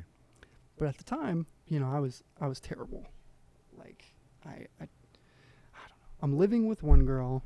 I'm like engaged-ish to Mackenzie, and then I started sleeping with another girl. Well, you're a likable guy, and you're handsome. Well, thank you. But I it was told you really- the first time I met you, you look like the kid off of the lead singer of 21 Pilots. Thank you. Oh Yeah. my gosh, So I'm sure the girls stop. love you, Dewey. My head's too big as it is, but you know, I was just a real piece of shit, basically. Pardon Sure. my language. I don't know if you try to refrain from You can using say that kind of whatever you language, want, but, man. you know, and then they found out. So Mackenzie became best friends with my ex-girlfriend, and they exiled me. So I went and dated the third girl for a while. And that's when it really, really got bad, right? Because, you know, in her eyes, I think there was just not, like, I could do no wrong, you know. I was smitten. I think she was probably smitten. And You know, so I would go over to her house, and she would have her friends over, and she was a little bit younger than me, like a couple of years, I think. But she would have her friends come over, and I would be doing heroin in the bathroom or something. And apparently, I guess she told her friends or something, and one of her friends was like, "Can I watch?" You know, and I was like, "What fucking psychopath? Like, you want to watch me freak shoot up?" It's like you're going through your own internal hell, and somebody wants to watch you. Right. Well, that's the thing, is like misery loves company. You know, that's a very true statement about being a drug addict, is like, you don't want to be an addict alone, you know? So I let them watch me while I'm like, you know, sticking myself in the arm. How'd that make you feel? I don't know, probably good. You know, I probably felt like a pimp in the moment because I got two cute girls that want to watch me get high. Like, you know what I mean? Yeah, but thinking back, do you think they were just looking at the freak show? Like, no, because they got high with me. Oh, they were shooting up too? No, they didn't shoot up. They just snorted it. I wouldn't let them shoot up at the time. Oh, so they were getting high too, though. Well, because of me. Yeah, they wouldn't have gotten high if it wasn't for me. You know? How do you feel about that? Not great. Not great. Yeah. I still think about that a lot because, you know, I wound up getting her very much addicted to heroin. You know, and the girl you were dating? Mm-hmm. And it got really bad, you know, and towards the end of our relationship, her mom had found out, and we were living in her mom's house. So her mom had found out, and we denied it for a little while, but then her mom found, I think, like, you know, a syringe up in her bedroom and stuff, and it was like, you know, that was it. Game over. Yeah. And I had no friends, you know, and so I was basically more or less homeless from that point, you know, and I had a really strong, like, at least $100 a day habit of heroin. With no job. No job. No place to stay. No place to stay. Nobody helping you, supporting you. Pretty much, yeah. Pretty much nothing like that.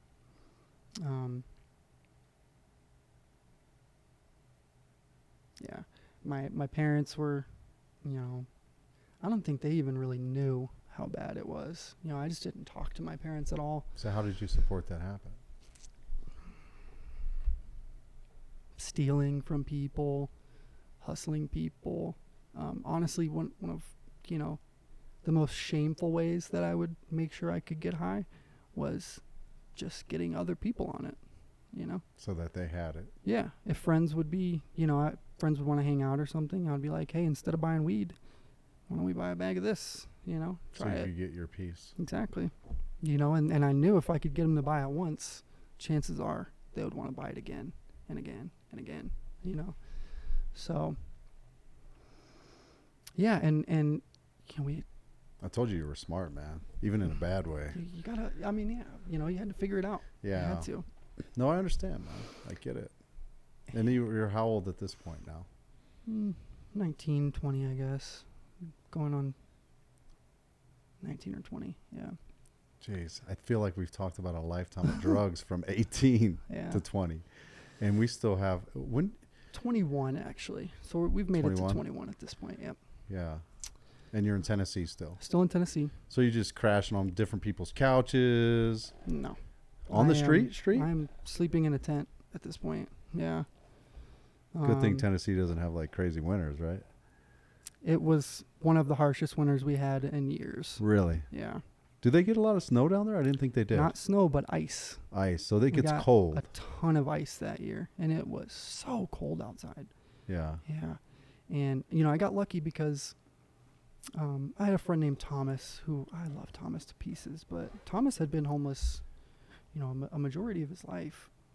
And so I knew where he hung out downtown and stuff, and you know, I would go and hang out with him. And because Thomas was so well known in that community, a lot of the people that worked in the outreach organizations around the area would be around Thomas. How many kids were homeless in your guys' area? Oh gosh, there's tons of homeless people in my hometown. In every city, really. Yeah, in every city. But really, how many like did you see there? Was there a group that you hung out with that was like 20 deep, 40 deep, or something like that? I would say a good 20 people, probably. Younger kids. Yeah, around my age. That were all drug users. Mm-hmm. Similar stories, similar. Yeah, I think so. And some were even younger. Some were 16 at the time. Yeah. Being homeless out there. But because I was spending so much time with Thomas, and these other people that worked at these outreach organizations knew Thomas so well, they got to know me as well. And, I can't tell you how grateful I am for those people, because they really just scooped me up, and it didn't matter that I was using drugs, it didn't matter the situation I was in. They just wanted to help, and they told me that if I could get sober, if I could get clean and piss clean for them, that they would put me into a transitional living house, And at this point, I didn't, rehab wasn't even a thought to me. I didn't, you know what I mean? I wasn't going to go to rehab. So I bare knuckled it. I got clean in the streets, and I pissed clean for her, and she put me in a house. 100% clean. Yeah, 100% clean. For how long? At least a few weeks, at least long enough to pass a drug test, right? How hard was that? Brutal. So hard. I think I had to drink alcohol to do it. Oh, so you still use, though, but just nothing that would have, no drugs. Right. But you still drank every day? Pretty much, yeah. Up until it got more bearable, because I think they did test me for alcohol. I'm not entirely sure, but I just did it until it was a little more bearable, and then I quit everything, because I'm thinking, okay, I'll get a job, like I can do this, That's just not how it works, man. Like the seed had already been planted in my head, and it couldn't have been a week later I was shooting cocaine and, right back at it. I even... After you got into the, what'd you call it? Transitional living. The transitional living. It was like basically rooms, right? In a house or just something? Rooms in a house, yeah. And I shared a room with somebody, and,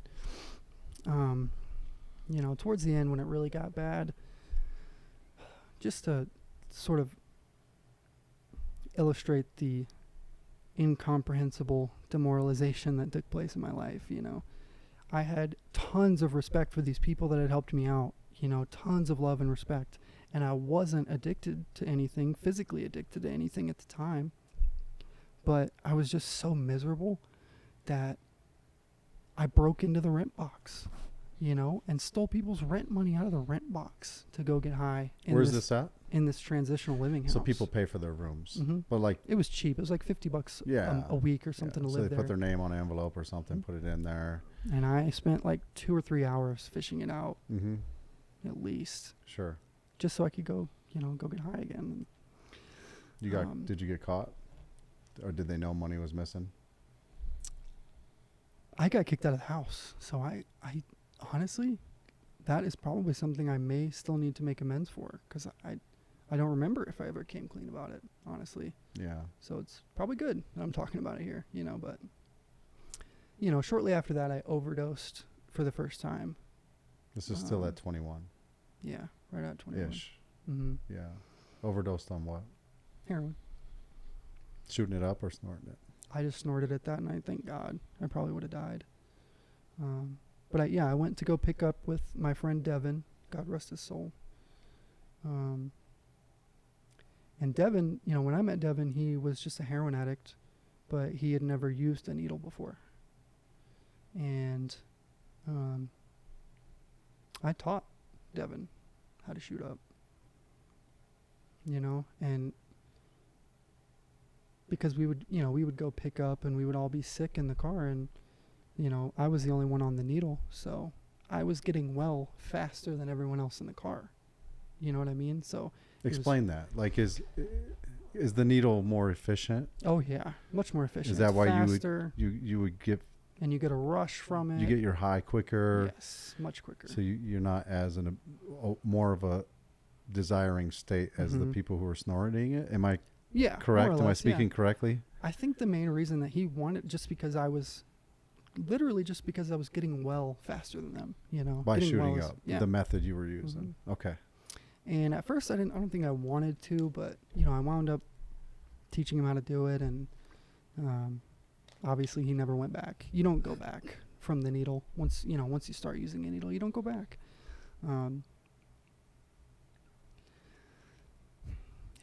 So I wound up overdosing, And the next day I called my friends from the transitional living to come and pick me up. I was like, hey, you know, I overdosed last night.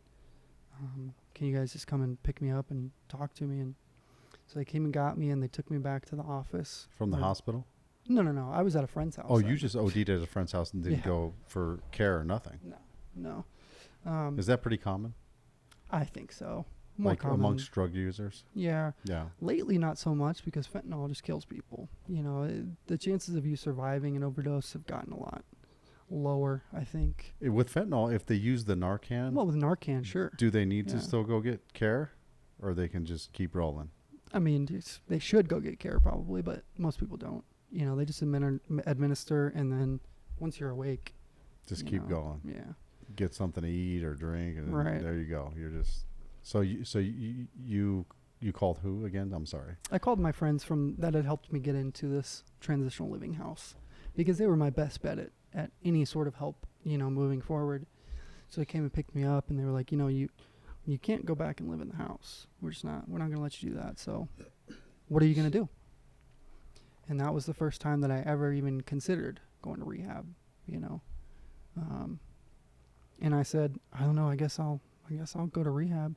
And they jumped at it. It was like, you know, as soon as it came out of my mouth, they were going to do everything they could to make sure that I got into rehab. And man, Amber Hampton is just an amazing human being. She wrote letters to people, you know, like. And who is Amber? Amber Hampton is an angel sent from above. I'm pretty sure she's just the most amazing person I've ever met. But what organization does she work for? She worked for Murfreesboro Cold Patrol. And that's just an outreach organization, you know, for the homeless. And she's the one that had the houses available for people to stay and try to get people off the streets and try to get them to stop using drugs and stuff like that. And when I told her I wanted to go to rehab, you know, we'd had the conversation before, but, you know, up until that point, I was never actually going to go, you know, but once I said it, she jumped at it. She started writing letters, you know, and she got me into a really great rehab program there in Middle Tennessee. And from there, I went to California for treatment. Like a long, intensive, like 6-month-long program in California. And, you know, I could keep telling this story in as much detail, but the reality of it is, once I got to California, like, my using career just got so bad. Just got so ugly. So you went to the rehab? Mm-hmm. Went to a rehab. You stayed there for the whole 6 months? Mm-hmm. And then you got out? 8 months. And then you got out and you went to the streets of California? No, I mean, I did happen to get, I got an apartment. I don't mean streets. I mean, you went to the, you lived in California. You stayed there. Mm-hmm. Yep. And I got an apartment, where was this at? In San Clemente. So. Oh, down south. Yeah. Southern California. Yeah. That's a nice area. It is. It's really pretty. I loved it there. Yeah. And I did really well for a few months after I moved into that apartment. I did really well. And the lady that I moved in with, you know, she was a little older than me, but she knew I was an addict. You know, she knew I was coming out of rehab. And I don't know, she's very understanding. She was really cool. But, you know, it probably 4 or 5 months into living there, I started, you know, using heroin again. And that's when I really started shooting cocaine. But you were sober for about a year, you would say, right? Just shy of a year, maybe 9 months or so. I did have what they would call a relapse in treatment. I took an edible in treatment, so they would call it a relapse. Me, not so much. A marijuana edible? Yeah. Okay. Yeah.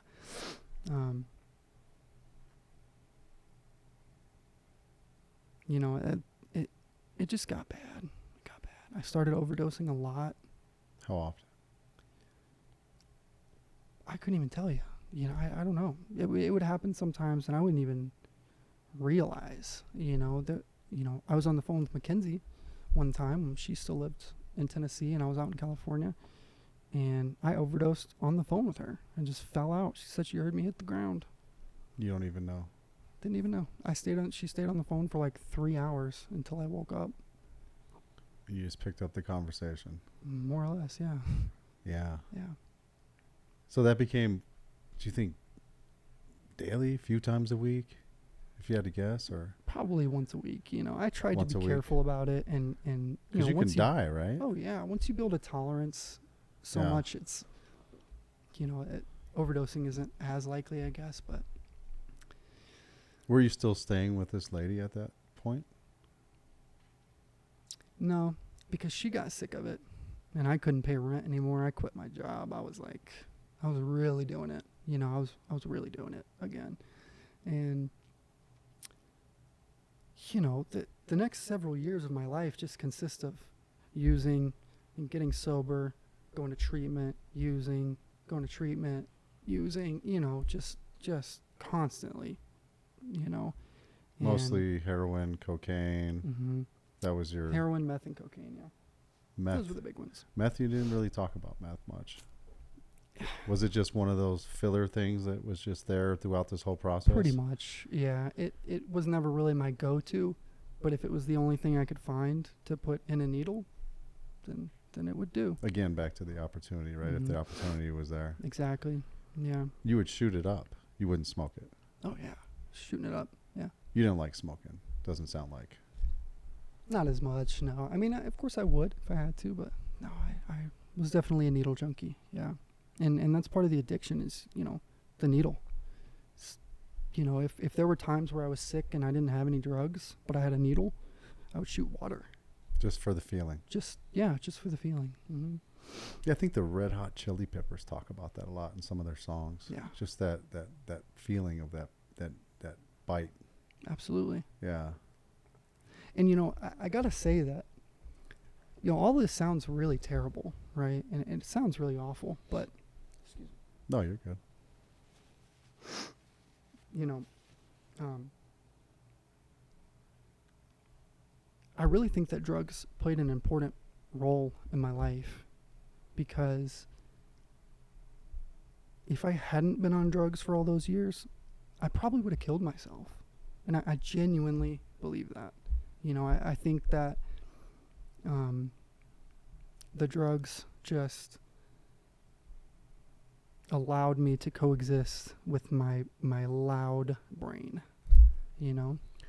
To deal with the trauma. Mm-hmm. I don't want to use the word trauma. That word gets misused too much these days. To deal with the shit, you know? The stuff that you experienced and went through. Mm-hmm. Yeah. Yeah. I mean, to deal with those experiences. Yeah. Yeah. See, yeah, that's the thing, is I don't think the drugs are the enemy here. I really don't, you know, and that's I don't tough to think so say. either. And I was letting you speak a lot. I didn't want to interrupt you. No, please. But I'm just rambling. I'm sorry. you're not rambling, man. You're telling your story. That's important. It's something that I was thinking, that you're no different than me. I'm no different than you. It's just little forks in the road Mm-hmm. that made somebody go here, made somebody go there. Yeah.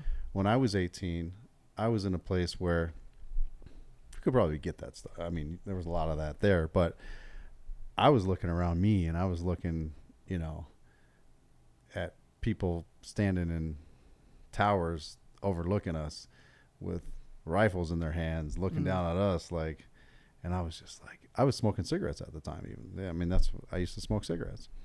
And I was even looking at that cigarette like, man, this is where the fuck I'm at right now. I'm like, I was like, I got to change some shit. Like, this is my situation. Yeah. And I was there for that wasn't the juvenile stuff. This is adult now. Mm-hmm. And I was sitting there, and I had already been sentenced to 20. So I was looking up like, all right, I got to change some shit, because I have to deal with this. I'm in here for a long time Right. now. And remember when I told you I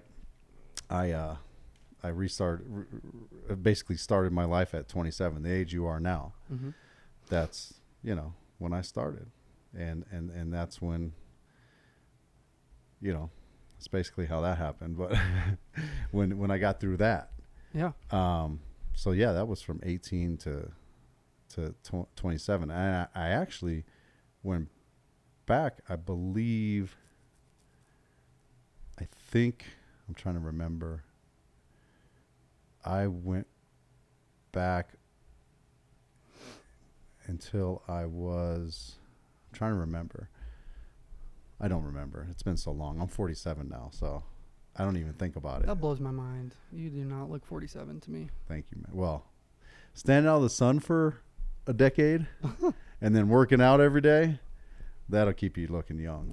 You'll see a lot of those guys. They look working for you. Yeah. Sure. Well, it works for a lot of those guys in that situation because they don't get much sun and and they work out a lot. But I have noticed that. That was my situation, and even that cigarette in my hand at that moment, I looked at it, and I was addicted to cigarettes. It's nothing in comparison, but that cigarette controlled me, and I used to look at that cigarette, and I used to look at it and say, this little thing is controlling me. Right. I mean, at that time, I only weighed like probably 160, 170 pounds, but that little thing, I don't know how much a cigarette weighs, if it's even an ounce. I don't think so. Like a gram, I believe. Is it a gram? Yeah. Okay. Yeah, definitely not an ounce. A whole pack's probably an ounce, right? I would look at that little thing and just be like, this little thing is controlling this. Right. Like, if you put these on a scale, this 1 gram thing on a scale, and you put this thing that weighs, now I weigh 220, but whatever, right? It's like, I should be able to, like, I should have control over this. This thing works for me. This thing, I should be ruling this thing. I should be controlling this thing. I love what you're touching on right now. But this little thing controlled me. And I was looking at my situation as well. Those dudes in the towers with the rifles. And I'm just like, oh my God. I was like, I got to change everything. Threw down that cigarette. Never smoked again. I was like, I got to change everything. But I could have been you. I could have been when I was in foster care for a few years, or I was around my parents who had stupid ass friends who guaranteed if some of those freaking weirdos were alone with me at some point, some type of molestation could have happened. Sure. I got lucky. Like we're all going through this crazy stuff, and we're all subjected to all these things, and anything could happen. Some of us get luckier than others, but we all left the race. We all left the start line at the same time. Right. It's just some of us. It's like a race of like the Hunger Games, where some people are getting whacked right away. Right. Like, boom, okay, you're screwed. Boom, you're screwed, and it thins out. The more the pack goes down that race of life, especially with all the garbage that people like you and I have been exposed to, by the end of it, there's only one or two or a few, very few, that make it out without all that damage. Yeah. So I don't see you. I appreciate you, and you're, thank you. and that's why I wanted to have you on here, because that's a part of the reason I wanted to come and do this, is because there was a period of time, a long period of time, where this is so funny because I'm regurgitating a lot of stuff that I've picked up through 12-step meetings and stuff like that. But, there really was a period of time where I thought I was the exception. I thought that, anybody who's used heroin and gotten clean didn't use heroin the way I did. There's no way, because I can't quit using heroin. You know what I mean? Like, and I genuinely thought that, I just couldn't get sober. I really thought I just couldn't. It wasn't in the cards for me.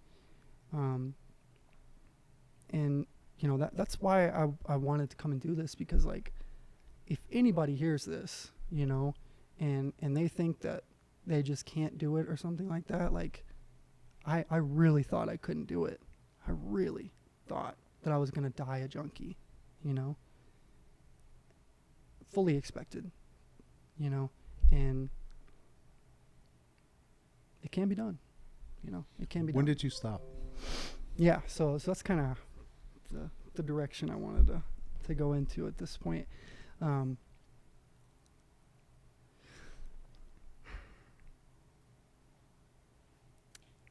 So I'd gotten clean a few times before, and it was never particularly ugly, it was just like I would get annoyed with my life and decide that it wasn't working out, so I would get clean and go to rehab, and then once I felt better, was back to my bullshit. You know what I mean? It wasn't really until people started to die around me, just all the time, you know. Was this in California? In California, people that I used with in Tennessee. You heard about them passing away because you weren't there at that time, Yeah, right? no. So you heard they were passing away, and then new people that you met in California. Yeah, people that I had, you know, just met in California and started using with in California, you know, and these are people that I know were the same caliber of drug addict as me, you know, capable of using huge amounts of drugs, scary amounts of drugs, you know, and that's when it started to kind of set in a little, you know. I am not different from those people. I am not the exception, and I will die, you know. And well said. Yeah, thank you. Sorry, continue. No.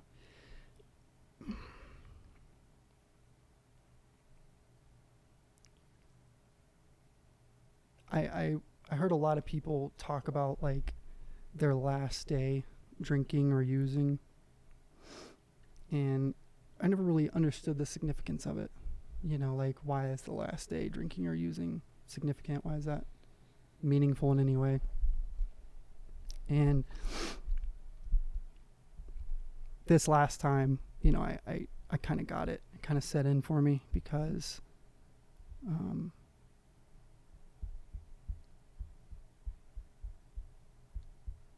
last time of what exactly? Of quitting? Using heroin, yeah. Or using. Last time using, okay. Yeah. So Mackenzie and she moved out to California with me, and you know, we were in California for a few months together, and then we went back home. We decided to move back home because we were just so bad off, you know, and it didn't seem like we were going to be able to get ourselves out. How old are you at this point? 24, 25, maybe going on 25, I guess. Yeah, I was 24, yeah. It's like 3 years ago. Mm-hmm, roughly. So we went back home, and we continued to use when we went back home. I think we knew that we were probably going to continue to use, but we just thought maybe it would be easier or something like that, or, you know, with family there, maybe the family would be willing to take care of us a little or something, because we were living in a van that I bought in California. So so we go to Tennessee, and we've been using in Tennessee for a little while, and Mackenzie wound up getting arrested. Mackenzie got arrested? Yeah. Seems like a little sweet girl. Well, I'll save that for another day. But so Mackenzie had gotten arrested, and the only reason I bring that up is because the only reason she got arrested was because I had warrants, and I was not going to tell the police what my name was. I just wasn't. You know, and Mackenzie was like, I'm not going to tell you his name. He doesn't want you to know his name. I'm not going to give it to you. Like, what the fuck? So she got arrested for not giving information? Yeah, information? they were like, if you don't give us his name, we'll just take you to jail. Oh, yeah. But I think that, you know... They let her out, though, right? Yeah, she was out in a few hours. Yeah. But they arrested her for resisting arrest, which is so stupid. Just no other charge other than that. But okay. I think she knew that I would probably have a hard time getting out if they took me. So she went for me. But it was the next day, you know, well, when I went and picked her up, when she got out of jail, I told her straight up, we were out of drugs. It was like 2 a.m. or something. We had no money, no prospects for money, you know. We just had nothing. And I was like, you know, we're going to have to go, like, rob the drug dealer or something. We have to, you know. It's the night she got out of jail. So we did that. We went. We had a pretty good little plan, like, I'll Venmo you or whatever, and, you know. So burn them, really. Yeah, pretty much. Not like armed robbery, but like you're going to burn them. No, but yeah, we're going to try to burn them. Yep. And that didn't really work out. I mean, the girl had gotten in the backseat of the car, and she handed me the bag, And before anything was even said, I was like pouring it in a spoon, just like trying to get it done as quick as possible before she realized we didn't have any money. And oh man, it's difficult to revisit this period of time because just desperation. Oh man, putting yourself in all kinds of dangerous situations. It was so bad, dude. Yeah, So I know, bad. man. I know the life.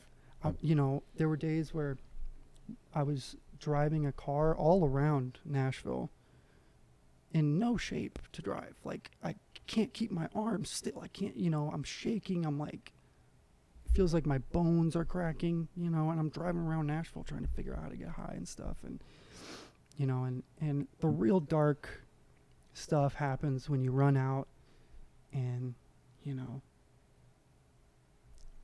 I'm going to paint a picture for you here. We were living in an RV park, in a little 16-foot camper from like the 70s, and it's just trashed on the inside, you know, just trashed. There's like water damage and shit. It was bad, you know, and we've been out of dope for a couple of days, and I am the type of junkie who I just don't care. I have no shame. You know, I just don't care, you know, so I'm digging through trash. I'm outside digging through trash, like on the ground for cottons, you know, little cottons from my spoons, you know, just see if really, you can get some residue. Really dark stuff, man, like really, yeah. You know, it's disappointing, you know, to know that I let myself go to that place, but, you know, so we've been sick and we're laying in bed, and a friend of mine, a friend of ours, his name was Evan. Evan had died a few weeks earlier, and they were having his memorial service just down the road. And here I am, dope sick, in this 16-foot camper. And then I get on Facebook and I see my friend Thomas that I had used drugs with, and he's taking a 1-year chip at a meeting. You know, and just a culmination of all these things happening at once, you know, and something just clicked one day. You know, we were out of dope, and I woke up and I sent a message to a friend of mine and asked him if I could just come hang out for a little while. And so we went over there, and I got there and I told him, I was like, hey, I'm dope sick right now, so, you know, I want to hang out for a little while, but, you know, we're probably going to have to leave. And he's like, that's fine. So he gave me a beer, and he starts playing guitar, you know. And the next thing I know, it's like 10 o'clock at night or something, and I'm still sick, but, like, you know, I think I just knew. I just knew I was going to, you know. And Knew you were going to what? I just knew that I was going to finish out, you know, kicking dope on this guy's couch. You know, I think part of my brain had already kind of accepted the fact that I wasn't going to go get high again. You know, it just wasn't in the cards, you know. And that's when it started? You being done? Yep, that's when it started. You mentioned something. You said your friend died. Mm-hmm. You went to his funeral? I didn't go. No, Oh. I couldn't go. Okay, so he passed away. Mm-hmm. Overdosed on drugs, right? Mm-hmm. And then there's just all these emotions that kind of clicked to flip that switch. The same switch that got turned on. Right. When you were younger, mm-hmm. and you were high in the church. Yep. A similar switch. A similar switch, yeah, I would say. Right. And I don't know. It was just, you know, I had the realization that this thing that had saved my life a million times, and this thing that had really helped me get through my early 20s was not serving me anymore. You know, it wasn't working for me anymore, and there was no way that it was ever going to again, you know. Yeah, it's kind of like how the religion helped you, right, for all those years. Right. I think in life that's kind of what we do. Seasons, sure. Yeah. And so, you know, that definitely got the ball rolling, right? We kicked on his couch. We slept on his couch for like 3 days. You know, he's such a hero. Jason Bennett, I love you. Shout out to Jason Bennett. That's right. We kicked on his couch, and he was super cool. And then a few days later, you know, we left his house. We said our thank yous, and we went and packed up the camper, and we drove back to California to go to rehab. To the same rehab? No, different rehab. But Okay. back to rehab. Yeah. So we drove the Prius all the way back to California. Was this still in 2020? I believe. Ish? Yeah.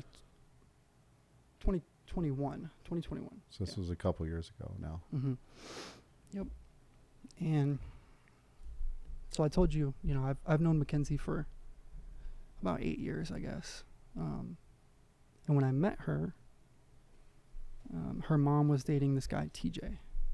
TJ was only a few years older than me. He was probably like 4 or 5 years older than me. And he was dating Mackenzie's mom. So, and they had a son together named Gabe. And it was kind of funny, you know, like being 20. Well, when I met Mackenzie, I was like 19 or 20. And it was just funny because, like, I didn't really know if TJ was like my homie or if he was like Mackenzie's stepdad, or, you know, I didn't know how to like really treat him. You know what I mean? Because we were very similar age, but, and I just always looked up to him, you know, because he was an addict as well. But I think what I loved about TJ so much was just that I could tell that he loved his son more than anything in the world, you know? And to me, that's like the most meaningful thing, you know, because my dad definitely didn't love me enough to try and figure shit out. You know, he just didn't care to do that. TJ wasn't like that though, you know, he loved his son, and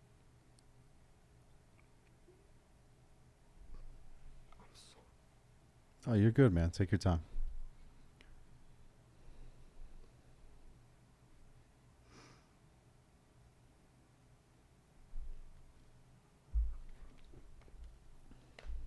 couple of months.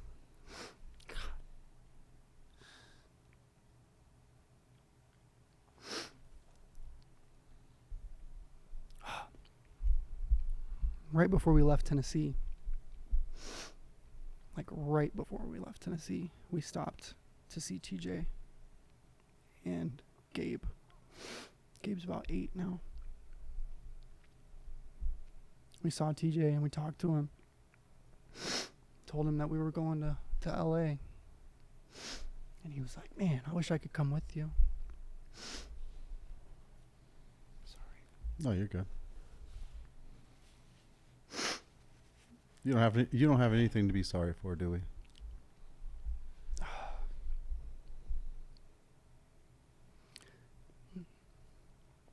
He was like, man, I wish I could come with you guys, you know. And we were all about that. I mean, I was all about it, you know. Me and Mackenzie were both like, dude, we'll take everything out of this car right now if you want to come with us, like 100%. But he had a job and stuff, and, you know, he couldn't leave his son, you know. And I don't know. So we hugged and we said our goodbyes, and I think took some selfies with Gabe or something, and we went on our way. And when we got through the first month of treatment, I'm sorry, did you want to say something? No. Oh, okay. Sorry. No, it's okay. We got through the first month of treatment, and, you know, in the first month, you don't have your phone or anything like that. You're kind of disconnected from the outside world by design, right? To keep you from, you know, having somebody pull up or something, I guess. And so we made it through the first month, and then we moved to the second house, which is where we would finish our treatment. And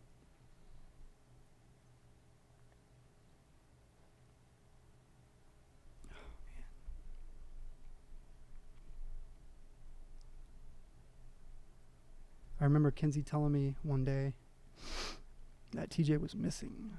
He had gone missing. And of course, we didn't think too much of it because, you know, TJ, you know, it wasn't that surprising for him to go missing. You know, we thought maybe he'd shacked up with a girl or something, you know, who knows? And it was like 3 days later that Mackenzie called me and told me that they had found his body in his work van.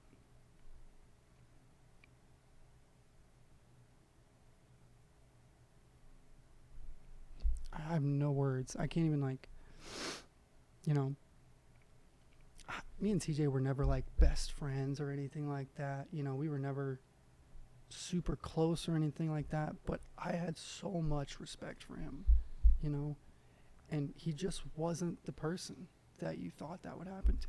He just wasn't, you know. He was probably more careful about using drugs than I ever was, you know. And I don't know, that was the moment, I think, where the switch flipped for both of us, you know, because I started thinking about Gabe,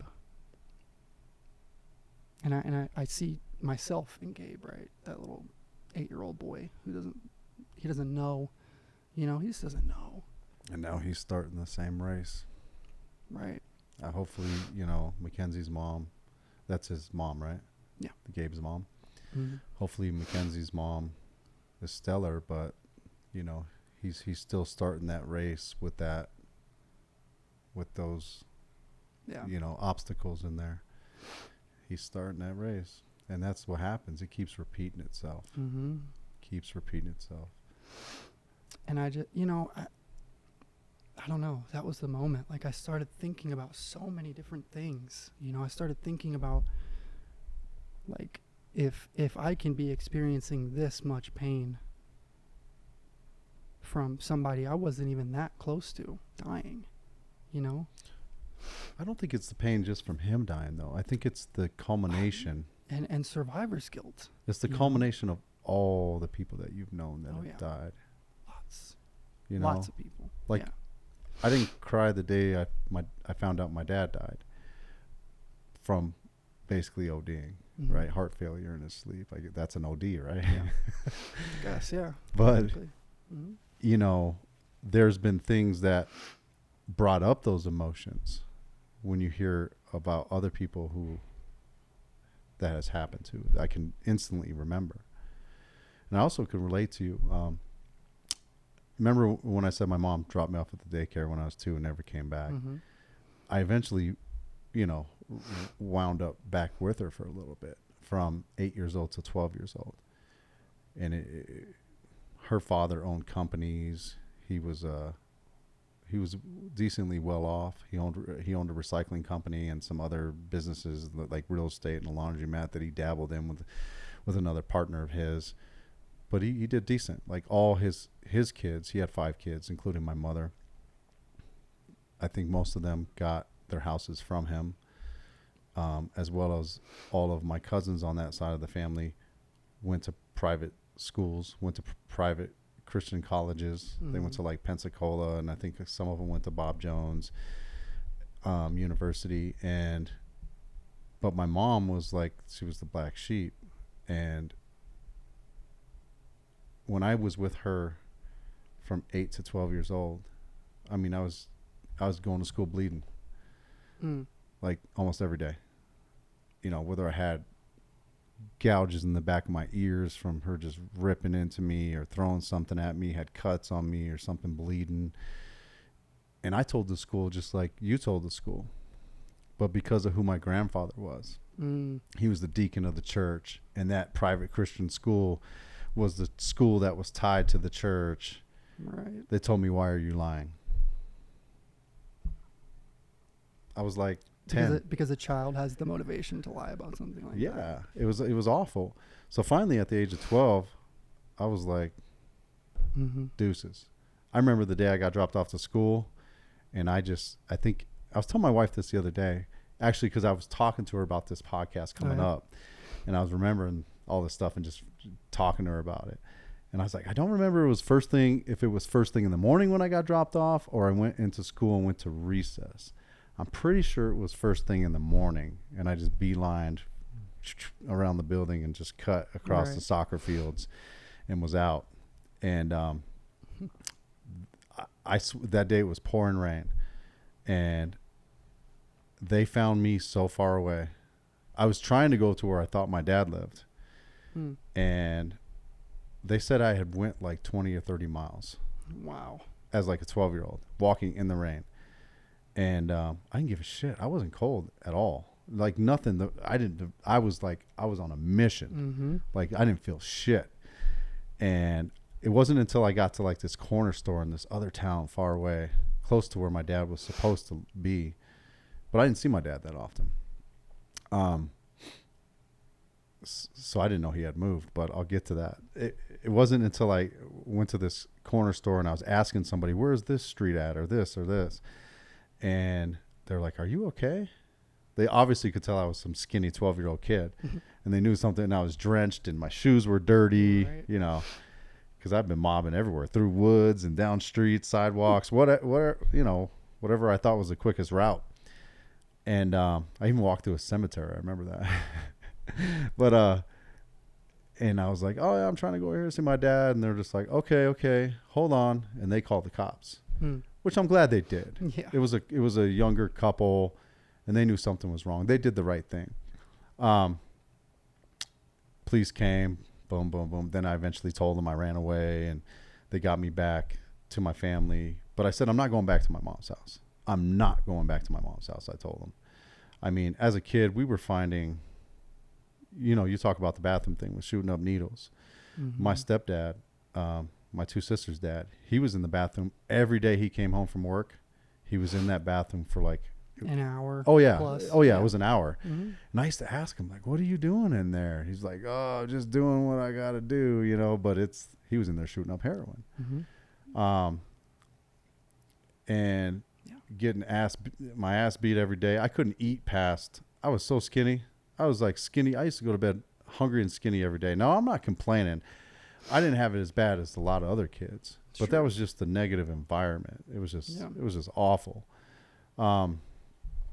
So I said, I'm not going back. I'm not going back to my mom's house. I don't give a damn what you guys do, think, or whatever. It's just not happening. I'll fight you the whole way through this process. So I went to my grandparents' house, which was right next door. So that's how my grandfather, her dad, he was that well off where he had bought the biggest house in New Britain, Connecticut, on the corner of South Street and Ellis Street. It was a big house that was built by the guy who owned the brick company in New Britain, Connecticut, like in 1905 or 1906 or something like that. And it had like an acre behind it. So he built 3 duplexes. He sold the 2 furthest ones away, and then my mom got the one that was closest to his house. So that's how close it was. Wow. There was literally a driveway that went through the middle of them that wrapped around. So I said, yeah, I'm not going back there. And they said, okay, you come here. But I could see my mom's house was like literally right outside the window. Yeah. And they said after the school year, because that was like in the spring. So after I was done with the school year, you can go to your father for the summer. We're going to send you to your father for the summer. So I know the story well. I'm just trying to. That's okay. Same thing with you. I'm trying to figure out how to say it, right? Can I poke my head in the restroom? Yeah. Let's go ahead and take a break. You got to use the restroom? Yeah. No problem. You want to stop us, Michael? We're back. Good call on the bathroom break, Dewey. Why, thank you. I had to go myself. Okay. So yeah, I was saying that. So I finished out the school year, and then I went to come to find out my father had moved to California, and I didn't even know it. Isn't that nuts? But that's how it was. I mean, you see those type of guys.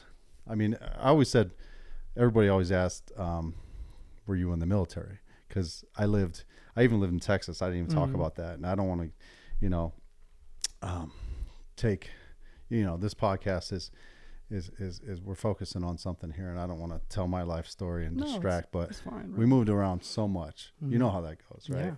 And people always said that, they always asked, were you in the military? No. That Papa was a Rolling Stone for real. Like, you never knew where he was at, what he was going to do. If you were with him, you were along for the ride. Right. And we would live in different states, and in those different states, we would live in multiple towns. And so you did go to live with your dad afterwards? So at 12, They got me a plane ticket to stay with him in the summer. Mm-hmm. And the reason why I want to tell this story is because it relates to something that you said about the camper. So when I got to California, my dad, they picked me up from the airport, and it's like this was in 1980, 88 or 89. And going to California at that time was a little rough in some places. And we lived in the Bay Area for a little bit. We were in Oakland for a little bit. We were up further north for a little bit. So it was California back in those days, especially being with someone like my dad who didn't have any money. You would be in some rough neighborhoods. Yeah. And there would always be, gangs with territories and sure. But that's a whole nother podcast. But so my dad at the time, he was living behind a bar. There was a bunch of like campers and trailers, that they had set up, and those people would pay. Like behind the bar, there was like a big lot, and a bunch of people that lived back there were kind of people like my dad, people who were down and out, didn't have jobs, doing drugs. I don't know what their rent was. I'm sure it was nothing, $50 or $100 or something. Right. So my dad was living in this trailer behind the bar, and he didn't have a job, shooting heroin. He was using heroin, and I mean, he was walking around in tank tops, cut off jeans, and flip flops. Nice. No power to the trailer either. I remember when I got there, my dad went to the people in the bar and asked them if he could run an extension cord from the bar to the trailer so that he could turn on one light in the middle. It was very similar, about a 16-footer with like the little kitchenette, but none of the kitchenette had power to it. Yeah. It wasn't like the mini fridge worked or nothing. And that night, he told me he loved me more times that night than my mom ever told me in my life. My mom didn't even tell me she loved me. The first time I remember hearing my mom tell me she loved me was the day I got the call in 1998, October 4th in 1998. The family chose to have her give me a call. They're like, well, you should call him and tell him that his dad's dead. And she's like, I love you. Like she thought she had to say it. Right. And I was like, thank you for the call, But I don't think you understand what that really means or what that entails, actually loving somebody. But long story short, I just wanted to tell that story, share that story with you because I can relate. Again, I wasn't that guy, but I was that kid, right? I was that kid that lived it, and I seen it. Yeah.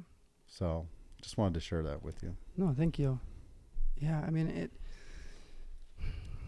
my mom always had this joke because I just made poor decisions as a teenager and stuff, and my mom had this joke that, she didn't really take anything I did too seriously because my brain wasn't fully developed. You know what I mean? And, because they say your brain doesn't finish developing until like 25 or whatever, and sometimes I wonder if that played a part too, because if you look at it, a lot of people tend to get clean from drugs and alcohol in their mid-20s. A lot of people do, especially the guys. Something that I noticed a lot was like guys seemed like most of them got sober around 26 or 27 years old, at least the ones that I had met, and I can't remember where I was trying to go with that. The brain developing. Right. So, I mean, I really think it was just a culmination of a lot of different things, and I genuinely believe that people probably aren't going to stop using drugs. They're not going to do it because they want to. Because I wanted to quit using for a long time. I very much used heroin against my own will most of the time. I'd be sick of it. And you don't have a choice, So people won't do it if they want to. They definitely won't do it if they need to, because I needed to do it for years, they don't do it until they do it. You know, they just won't do it until they do it, you know? And I personally believe that there's a lot of different ways that you can go about it, you know? I don't think that a 12-step program or religion or what have you is the only way to do it. But I really do. I genuinely believe that it won't happen until something changes in a person again, until another switch flips. Until you want it to happen. But when you want it to happen, having that program there is probably a great lifeline. It is. Absolutely. Absolutely. When, you know, because for the longest time I wanted to be sober, I just couldn't. I couldn't, you know, I didn't know how to, you know, so. Do you think that it goes back to having both your parents, not the parents that raised you and adopted you, but do you think a lot of the kids that you knew who were doing drugs, did a lot of them have both their biological mother and father around? Oh, no. Do you think that contributes to that? Not them not Mm-hmm. having that? Absolutely. Mm-hmm. I do as well. That's why I wanted to ask that. Yeah. I just didn't want to make the presumption for your friends and No, what you've been I would through. say the majority of the people that I used with were, you know, children of divorce or some other similar life circumstance like that. Yeah. Yeah, because a lot of the shit that I got into, I mean, I didn't have that structure. Mm-hmm. I didn't have a mother and a father. Even the father I had, he was the guy who loved to party. Mm-hmm. I always say, my dad was the nicest guy. I loved him. He's a great guy. If he walked in this room right now, he'd be the life of the party. He was just that guy. On Valentine's Day, he would go to the store, buy a bunch of single red roses, hand them out to all the ladies. He had 9 brothers and sisters. There was 10 of them on my dad's side. So there was 10 kids that my grandparents had, and they click. You know, these 2 are friends, and these 3 are friends, and these 2 don't like those 3. These 4 don't like these other ones. There's just so many kids where they have these cliques that drive me nuts, by the way. I hope you guys hear this and know that talking to you guys. But he would go back and he'd have them all together, have a big old party, picnic, all the kids, you know. He was the person that could bring everyone. He was the glue, man. He was that guy. Mm-hmm. But the caveat is he was also one of the most irresponsible people that I knew. Mm. And I love my dad. I do. He taught me a lot when it came to certain things, when it comes to certain things. Yeah. But he was extremely irresponsible. And then, you know, my mom being what she was, and just not really having relationships with people, which I felt that was her downfall. She just didn't really care. She was a little rigid, you know, she didn't really care. So not having that, and then having the freedom I had in California with my dad being so irresponsible. And I was now, because I didn't go back. What I didn't tell you earlier is I was there for 1 or 2 days. My dad, even though my mom had everything, she had a car that was, I think, given to her. She had the house that was given to her. We went to private school. That doesn't mean anything that to you didn't when mean you're a kid. Shit. My dad was, Exactly. Yep. My dad was in a trailer shooting up heroin. He brought me a sandwich that night. That first night I was there, he went in the bar. He went to the people in the bar and had it, because it was like a bar where they had a grill and stuff in there. Brought me a sandwich, and the way he brought it to me, it was just like, here, I love, he loved me, right? He brought me because he knew he wanted to give me food, right? Whereas my mom was like, you can't eat even if you're hungry. I fed you, already ate earlier, just that kind of rigidness and that kind of approach to things. I think, sorry, I don't want to cut you off. Go ahead. I'll just finish this point really quick. And then, and just my dad actually did love me. Mm-hmm. He actually did love me. I'm sure he did. And I ripped up that return plane ticket It was the first or second day. I ripped it up right in front of him, and I said, I'm not going back. I would rather be in a trailer behind a bar with somebody who doesn't have a job shooting up heroin, Right. than be in a nice house in Connecticut, going to a private school. Everybody had new cars. Mm-hmm. Everybody had everything. But I didn't feel like anybody gave a shit about me. Right. So I was happy to stay with somebody who at least showed me that love. Yeah. Now, he was having fun and doing his thing, and Jeremiah could run the streets. Right. So that wasn't the best thing either. But I wouldn't take it back, because I'd rather live with, I would have rather have done it that route. Yeah. But that doesn't surprise me at all to hear that. You know, what I think is worth touching on here is that, unfortunately, our, you know, the society that we've got right now, we tend to look at drug addicts and alcoholics as if they have some sort of serious moral failure, you know, like they, you know, as if it's some sort of real moral shortcoming, you know, like it's a choice to be a drug addict, like, you know what I mean? And, you know, and I don't know. I mean, do you think on the front end, though, it's a choice? Like when you get those urges and you get those feelings? Absolutely. Absolutely. Well, no, let me tell you. So I'll explain it as best I can, right? Of course, it was a choice for me to do heroin for the first time, obviously. You know, of course I made a choice to get high, right? But the difference between myself and somebody who is not predispositioned for addiction is that after that first time, I lose choice. You know, it is not a choice anymore. My body is going to do it, you know? And that goes to the addiction part of this. Right. Which I think we've talked a lot about your experiences. Mm-hmm. But can you kind of touch on addiction itself and how that process was for you? Yeah.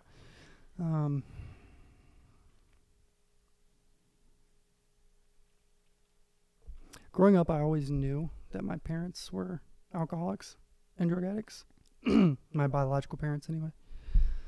And I think part of the reason that I was more or less determined to be a drug addict is because I wanted to know what was so fucking good, you know, that having a child paled in comparison, you know? I just had to know. Like, if it was really that good, I wanted to know too. And, man, I just have... I never had a lot of sympathy for my biological dad. And I still don't, really, you know, but...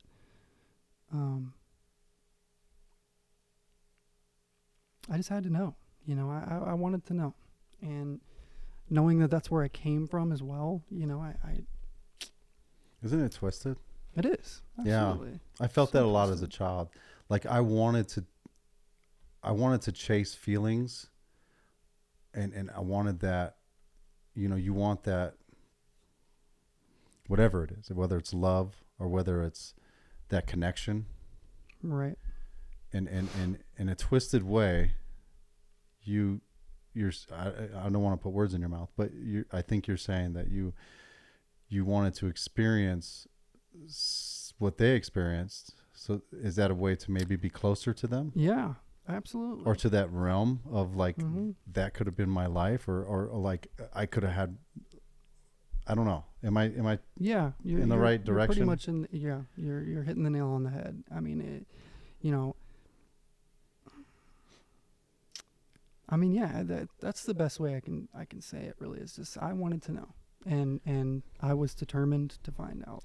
Yeah, and that's how we feel, right? But neither one of us is psychologists, I think, Right. who are educated No, yeah. and, you know, No, probably the definitely not. true depths of addiction and the psychology behind that. Yeah. I know we're just speaking on our feelings Right. and how we feel about a situation. Well, but one thing, if I may ask you, is that I want you to speak to is, Please. I feel like there's a couple things here, right?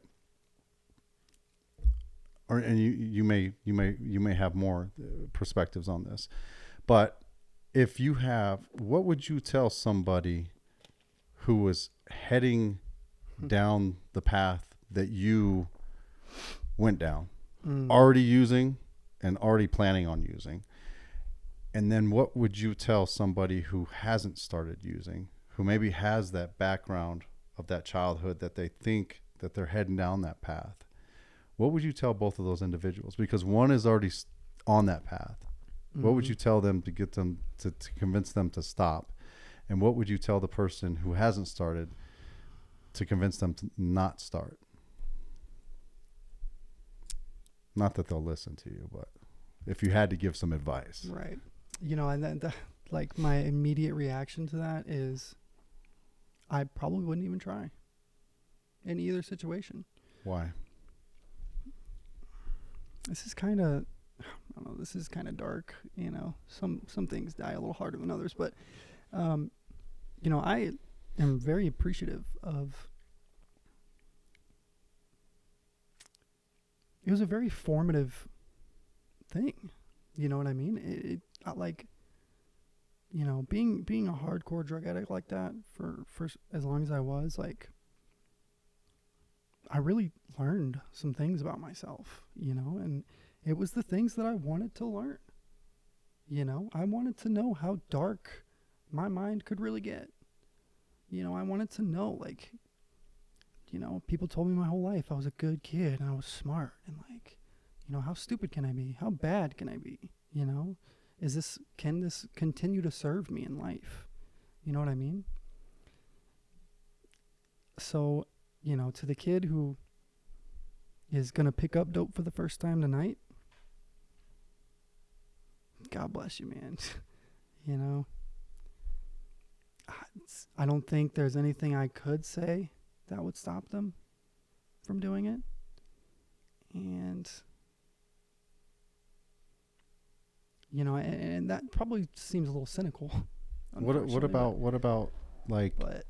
about maybe try to trudge through this shit another way? And you heard my story. I honestly feel like I can sit here and say I didn't use drugs, but still I went through some shit that was another spectrum. Sure. That was not a good path. So I can say don't use drugs, but then now what? Go do years and years and years and years being locked up. So how, you know, I don't have the answer either. No, yeah. You know, the kid who's never used drugs before, he's not going to believe you. He's not going to believe you. If I sat him down and I said, dude, the next 10 years are going to be, you're going to wish you hadn't done this. You could die. Your friends are going to die. Your friends are going to die. You know, he's not going to believe you. They're not going to, you know, they're just not. Because for me, as soon as I smoked weed and realized that I'd been lied to my whole life about marijuana making you crazy and shit, I was pretty sure that I'd been lied to about everything, you know? So. That's a good point. You know, I like, because the way I'm thinking about this question is there anything that could have been said to me, you know? And I just don't think there is, because everything was said to me. You know, my parents told me multiple times, you know, about how my biological parents had struggles with stuff like that, you know, and I don't know. I know that seems sad, but I just don't think there is much you can tell people. And that's why like the shift that happens in, you know, an addict's mind when they decide to get sober is so important. And that's what the 12 steps in Alcoholics Anonymous is designed to do, is to foster that sort of experience. It's designed to create that experience in somebody's mind. I don't want to say synthetically, you know, but it's meant to cultivate that. I respect what you're saying, Dewey, and I respect everybody everybody's opinion. Sure. I really do. I do want to disagree with you a little bit. Okay. And if I had to give some advice, what I would say, given my experiences, is don't worry about what your mom and dad did or didn't do. They fucked up. And don't chase that feeling. They are just two people who got together, made a baby. That's not your burden. That's not your burden to chase. Throw a middle finger up to the fucking universe if you have to, and do your shit, whatever it is. Move away from the town that you were in. Yeah. Move away from the people who keep those negative feelings in you, and try your best. It sucks. It sucks not to have that. I mean, I have that for my kids right now. They have a mother and a father, and it's not easy. It's not easy being a parent. It's not easy waking up every morning and doing the right thing. But there's some people in life that do not do that. And those are the cards that we were dealt. And if I had to give some advice, it's not your problem what your parents did or didn't do. They fucked up. Be able to just walk away from that and create your own path in life. And do not let what they did or didn't do affect you or destroy you. Sure, it's going to hurt. It's not ideal. When you have friends and you see them, you know, they can't come hang out with you because they're going to dinner with their parents. Or you graduate high school and you look over and they're hugging and kissing them. They brought them balloons and a present and you didn't get shit. Right.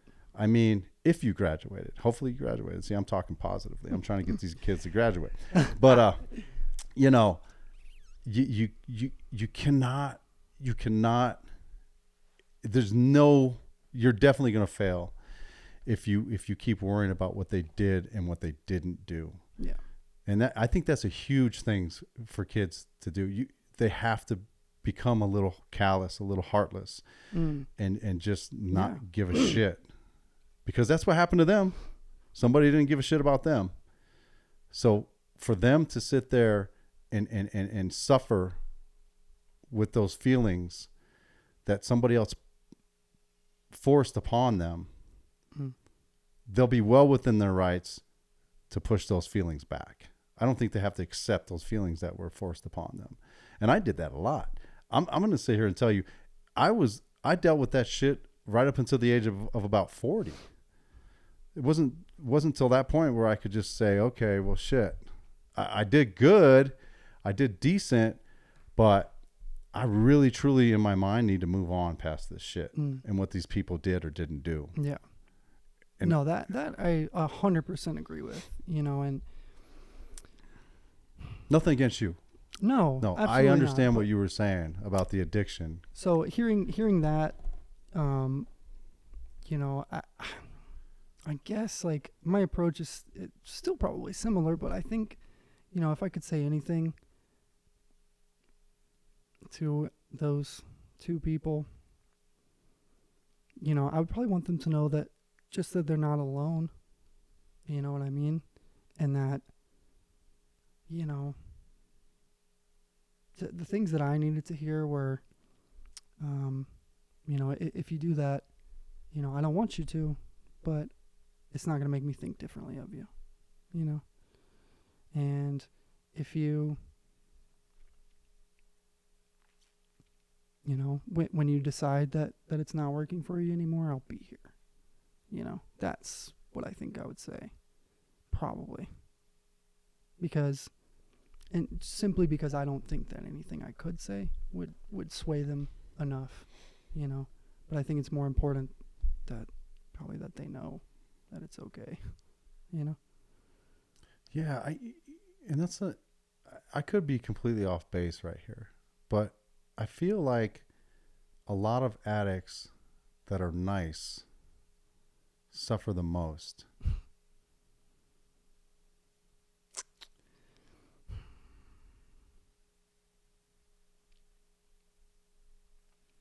It hasn't been easy. you know? Because I feel like I can turn on that switch where I can throw that middle finger up to the universe. And that helps me distance myself from succumbing to that, you know, Sure. a lot of things. Yeah.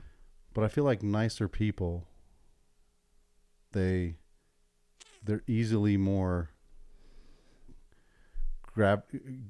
pulled back into that. Yeah, because I mean, because I'm operating from a place of emotion at all times, you know? Yeah. For whatever reason, you know, that's just...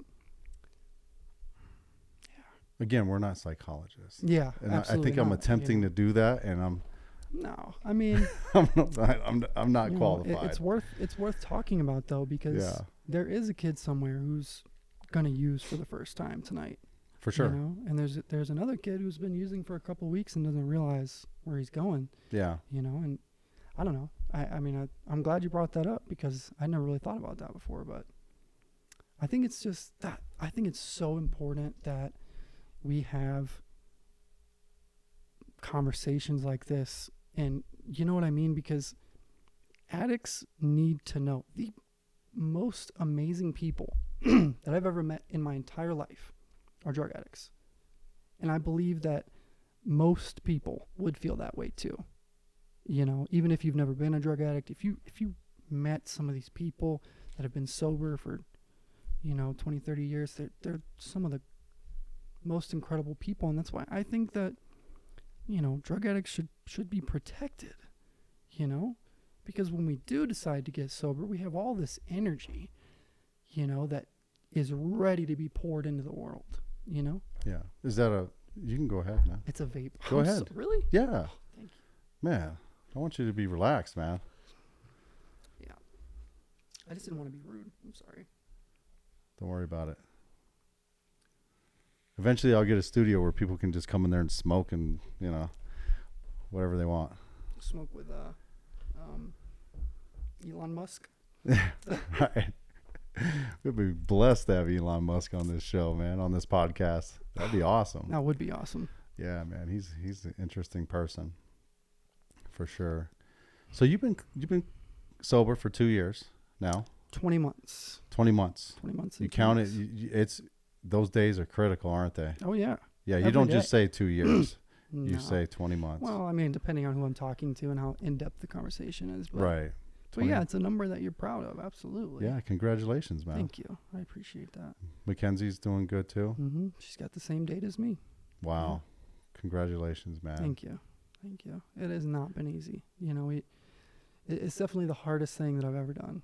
And I feel like the amount of character that I gained from 10 years of using drugs and being homeless and stuff like that, I gained 10 times as much character in the last year and a half of, trying to live a different way. Yeah. And I don't know. I lost so many people. People are still dying constantly. Oh yeah. Everybody from my childhood, all the adults when I was when I was a kid, most of them are dead. Me and Mackenzie are two of the only survivors from Yeah. our group of friends. Yeah. It's heartbreaking, truly. So, are you going to be okay? Yeah. Yeah, man, I'm going to be okay, I think.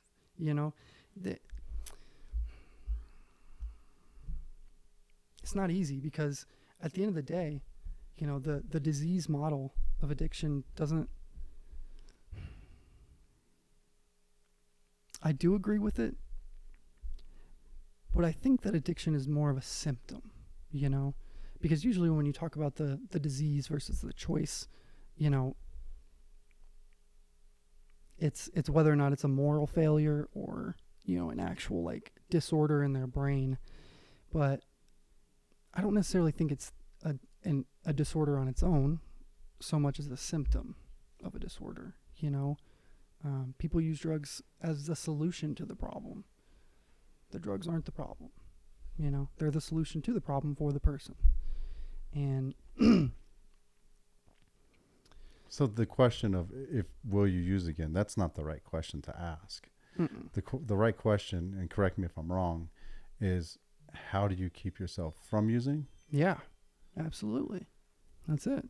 And it's difficult. You know, every day is something else. But, you know, I think one thing that cannot be denied is the fact that most drug addicts have something that they refer to as a spiritual malady.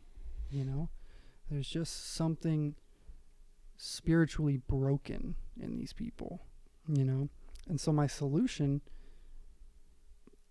is almost always a spiritual one, whether it be like a short meditation or, you know, writing a gratitude list, reminding myself of all the things that I am grateful for. Because for me, and I think for a lot of drug addicts, like when we get sober, one thing that we're, excuse me, I'm sorry. No, you're fine. One thing that Do you want some water? I have a drink right here. I don't know what's It has sugar in it though. You want that's true. Yeah, actually, I'll get you a water. Yeah. Thank you.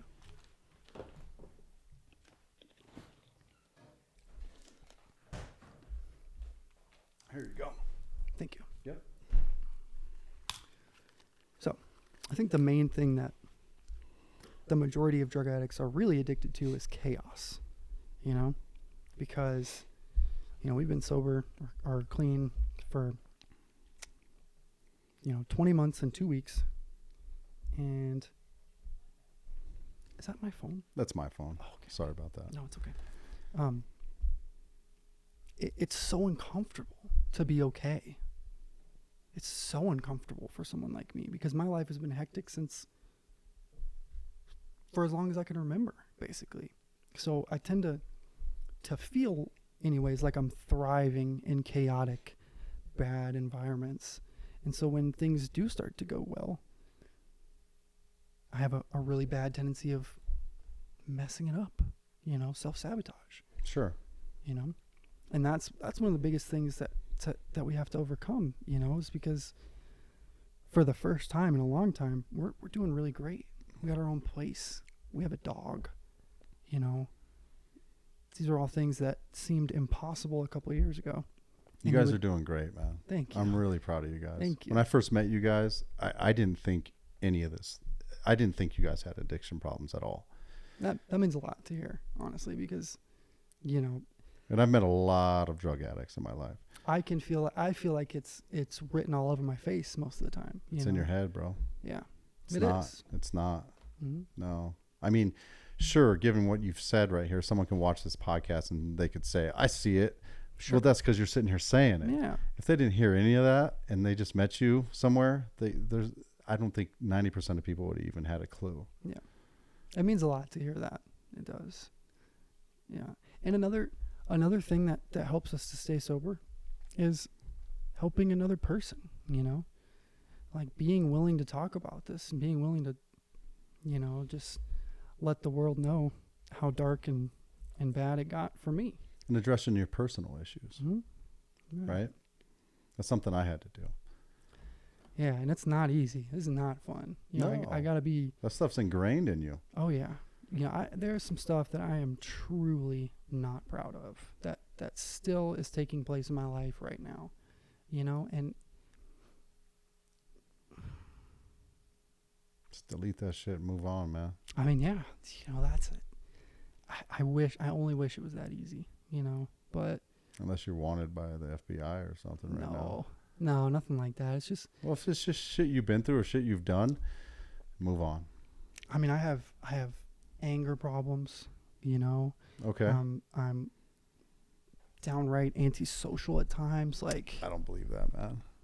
Dude, I'm telling you, man. You've always been so nice when I've talked to you, man. Well, thank you. I appreciate that. I try.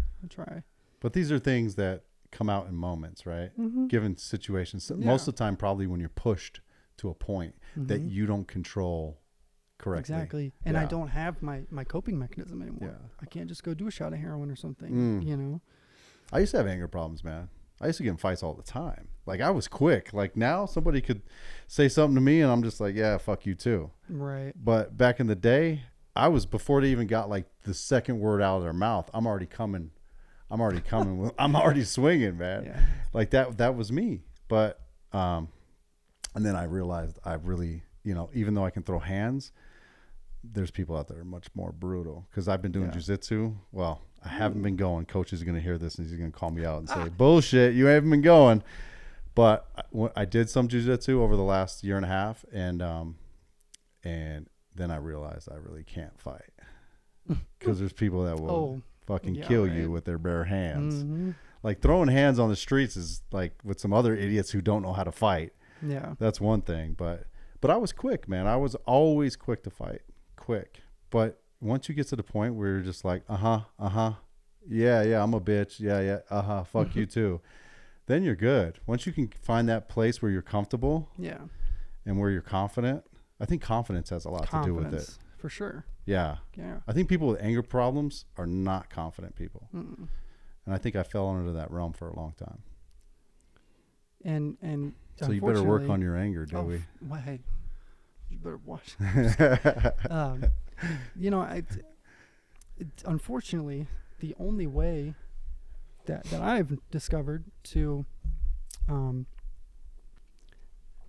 know, gain more self-esteem is to do esteemable things, you know, sure, you know, and right. That's not easy for me. You know what I mean? It's not. Yeah. And it's sometimes just as small as like not stealing something from the grocery store, you know? Mm-hmm.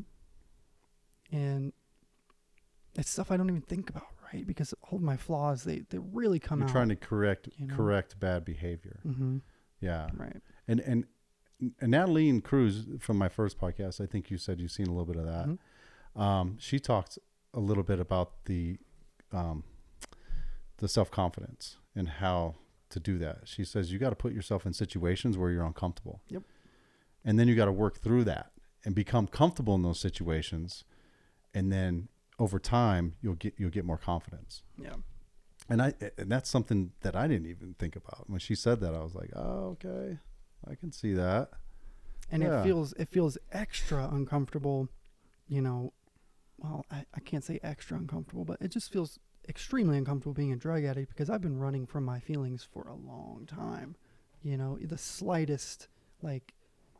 And do you worry about people that they judge you? Oh, yeah, of course. Yeah. I felt that way when I came back to civilization. I always thought that people would look at me as that.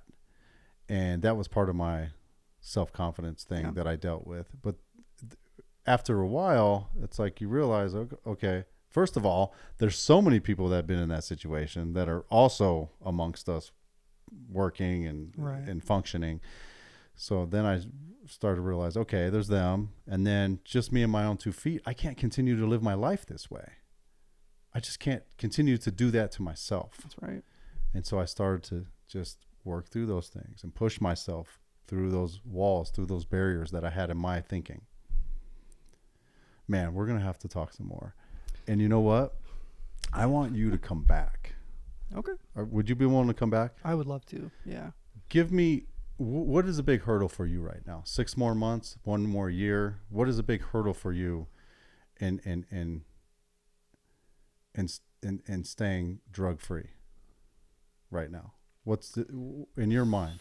What would be the next great hurdle for you as far as length of time that you've been clean and sober? You know, a length of time I couldn't really say, you know, because right now in this moment, because I've done this kind of, I feel like I'm good for a while. Like this is going to keep me going. You know, the fact that I got to talk about this and just maybe help anybody, you know, that'll keep me going for a little while. Yeah. You know, kind of feel like you're helping instead of hurting. Yeah. Yeah. And, you know, okay, well then forget about time. I want to have you back in the future at some point and see how you're doing and where you and Mackenzie are at. Yeah. I don't know if that's 3 months from now, 6 months from now, 12 months from now. Let's just stay in touch. Yeah, I think that'll be good because, you know, we're just now really starting to get to a point where we can open up and like start flowing, exploring, you know, and really kind of figure out who we are without having to worry constantly about where we're gonna live, or you know, just all this craziness. You guys should get into like hiking and stuff, man, and start just exploring Dude, that's a these huge beautiful reason I mountains came we have here. Yeah. And also, like, you know, the anger thing, like, dude, get me in a gym. Like, I would love to go and beat the shit out of a bag. Where do you said you're staying in Commerce City? Mm-hmm. Yeah, my jiu-jitsu gym, it's pretty awesome, man. The coach is awesome. But yeah, something like that would be great. Because if you had the confidence to twist somebody up and you knew you could twist somebody up, then you wouldn't care if somebody's start cussing at you or, you know, doing threatening gestures at you. You'd be like, all right, yeah, whatever. I got this. You know, that helps with that confidence. Yeah. But man, Dewey, thank you so much for coming. Thank you Is so there much anything for else? having me. Oh man, nothing against any of my other guests, but I think this is an awesome episode. Thank you. Is there anything else you want to say before we cut off or anything? Yeah, just really quick.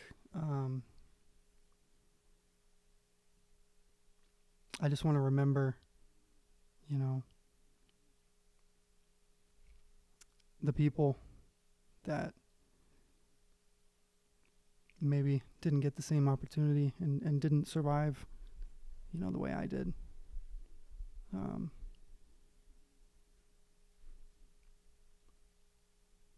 We love you, and we're doing that, you know, we're doing it for you, you know. That's all I really want to say. Yeah, for sure. A lot of people have passed away. Yeah. Because of drugs, alcohol. And if you have a drug addict or an alcoholic in your family, give them a hug, call them. Put all the shit aside for a few minutes and just talk to them. Because you don't know if they're even going to be there tomorrow. And you could be the reason that they decide to make a change. So, I think I'll leave you with that. Thank you, Dewey. Absolutely. Thank you. Appreciate you. Yeah. All Thank right, you. man.